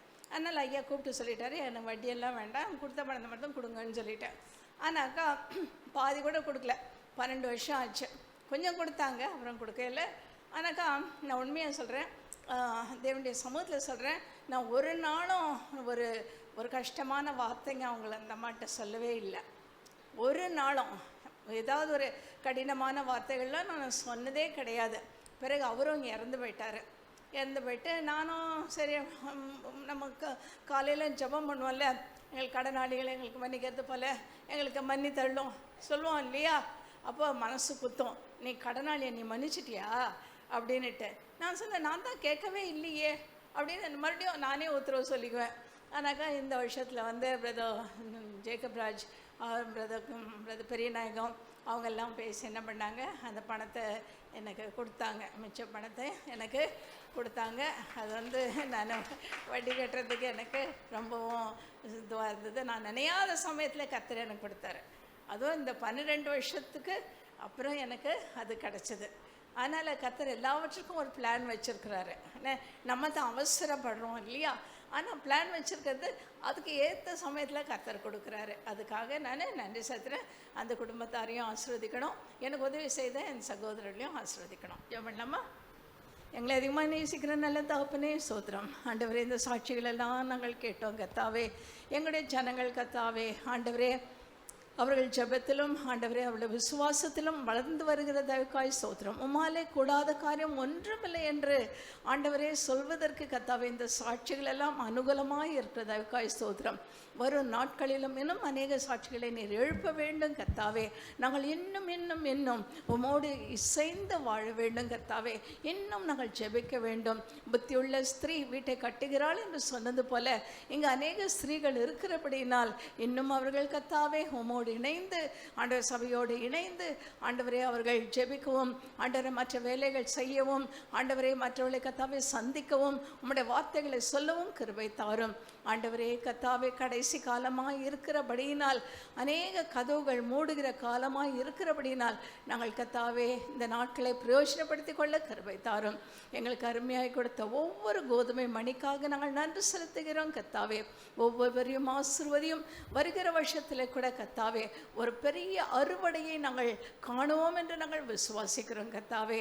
ஆண்டவரே எங்களுக்கு அருமையாய் கொடுக்கப்பட்ட ஊழியக்காரர்கள் brother Kumar and pastor Kumar, ஆண்டவரே பிரதர் பெரிய நாயகம், மோசஸ், கிங்ஸ்லி, அருண், ஆண்டவரே உதவி ஊழியர்கள் ராஜி அண்ட் பிரதர் ஜீவானந்தம், ஜான், யாவருக்காக ஜெபிக்கிறோம். அரவிந்துக்காக ஜெபிக்கிறோம். வேலுக்காக ஜெபிக்கிறோம். இன்னொரு கத்தா சின்ன ஜானுக்காக ஜெபிக்கிறோம். யார் யார் கை கொடுக்கிறார்களோ அவளை எல்லாம் உறுதிப்படுத்தி அவளை அபிஷேகம் பண்ணி இன்னும் வல்லமையாக எடுத்து உபயோகிக்க வேண்டும் என்று வேண்டிக் கொள்கிறோம். ஆண்டவரே மனுஷரை கட்டி இழுக்கும் அன்பின் கயிறுகளால் எங்களை இமட்டுமாய் கட்டின தேவன் ஒரு நாட்களிலும் நாங்கள் அன்போடு இருந்து பொறுமையோடு இருந்து ஒருவரை ஒருவர் கர்த்தாவே பட்சமாய் பார்க்க கிருபை தாரும் சுவாமி. ஏழைகளுக்கு உதவி செய்ய கிருபை தாரும். இம்மட்டுமாய் எங்களோடு இருந்த எபனேசர் இன்னமும் இருப்பீர் என்று விசுவாசித்த சகல கனத்தையும் நாங்கள் உமக்கே ஏறெடுக்கிறோம் இயேசுவின் நாமத்தில் ஆமென். கர்த்தர் உன்னை ஆசீர்வதித்து உன்னை காக்க கடவர். கர்த்தர் தம்முடைய முகத்தை உண்மையில் பிரகாசிக்க பண்ணி உண்மையில் கிருபையாக இருக்க கடவர். கர்த்தர் தம்முடைய முகத்தை உண்மையில் பிரசன்னமாக்கி உனக்கு சமாதானம் கட்டளையிடவர். நம்முடைய கர்த்தராகிய இயேசு கிறிஸ்துவின் கிருபையும் அவருடைய சமாதானமும் அவருடைய அன்பும் ஆதரவும் ஐக்கியமும் நம் அனைவரோடும் இன்றும் என்றும் சதா காலங்களிலும் கர்த்தருடைய வருகை பரியந்தம் இருப்பதாக. ஆமென். என் ஆத்துமாவே கர்த்தரை ஸ்தோத்திரி, என் முழு உள்ளமேருடைய பரிசுத்தம். என் ஆத்துமாவே கர்த்தரை ஸ்தோத்திரி. அவர் செய்த சகல பாவம் மறவாதே. அவர்கள் அக்கிரமங்கள் எல்லாம் மன்னித்து நோய்களை எல்லாம் குணமாக்கி உன் பிராணனை அழிவுக்கு விலக்கி மீட்டு கிருபையினாலும் இரக்கங்களினாலும் முடிசூட்டி நன்மையினால் திருப்தியாக்குகிறார். கழுகு சமாதமாய் உன் வயது திரும்ப வயது போலாகிறது. ஆமென். எல்லாரும் ஒரு நல்ல அல்லேலூயா 3 தடவை சொல்லுவோமா? அல்லேலூயா, அல்லேலூயா, அல்லேலூயா. கர்த்தரை கம்பீரமாய் பாடின்னு தான் சொல்லுது தேவனுடைய வார்த்தை.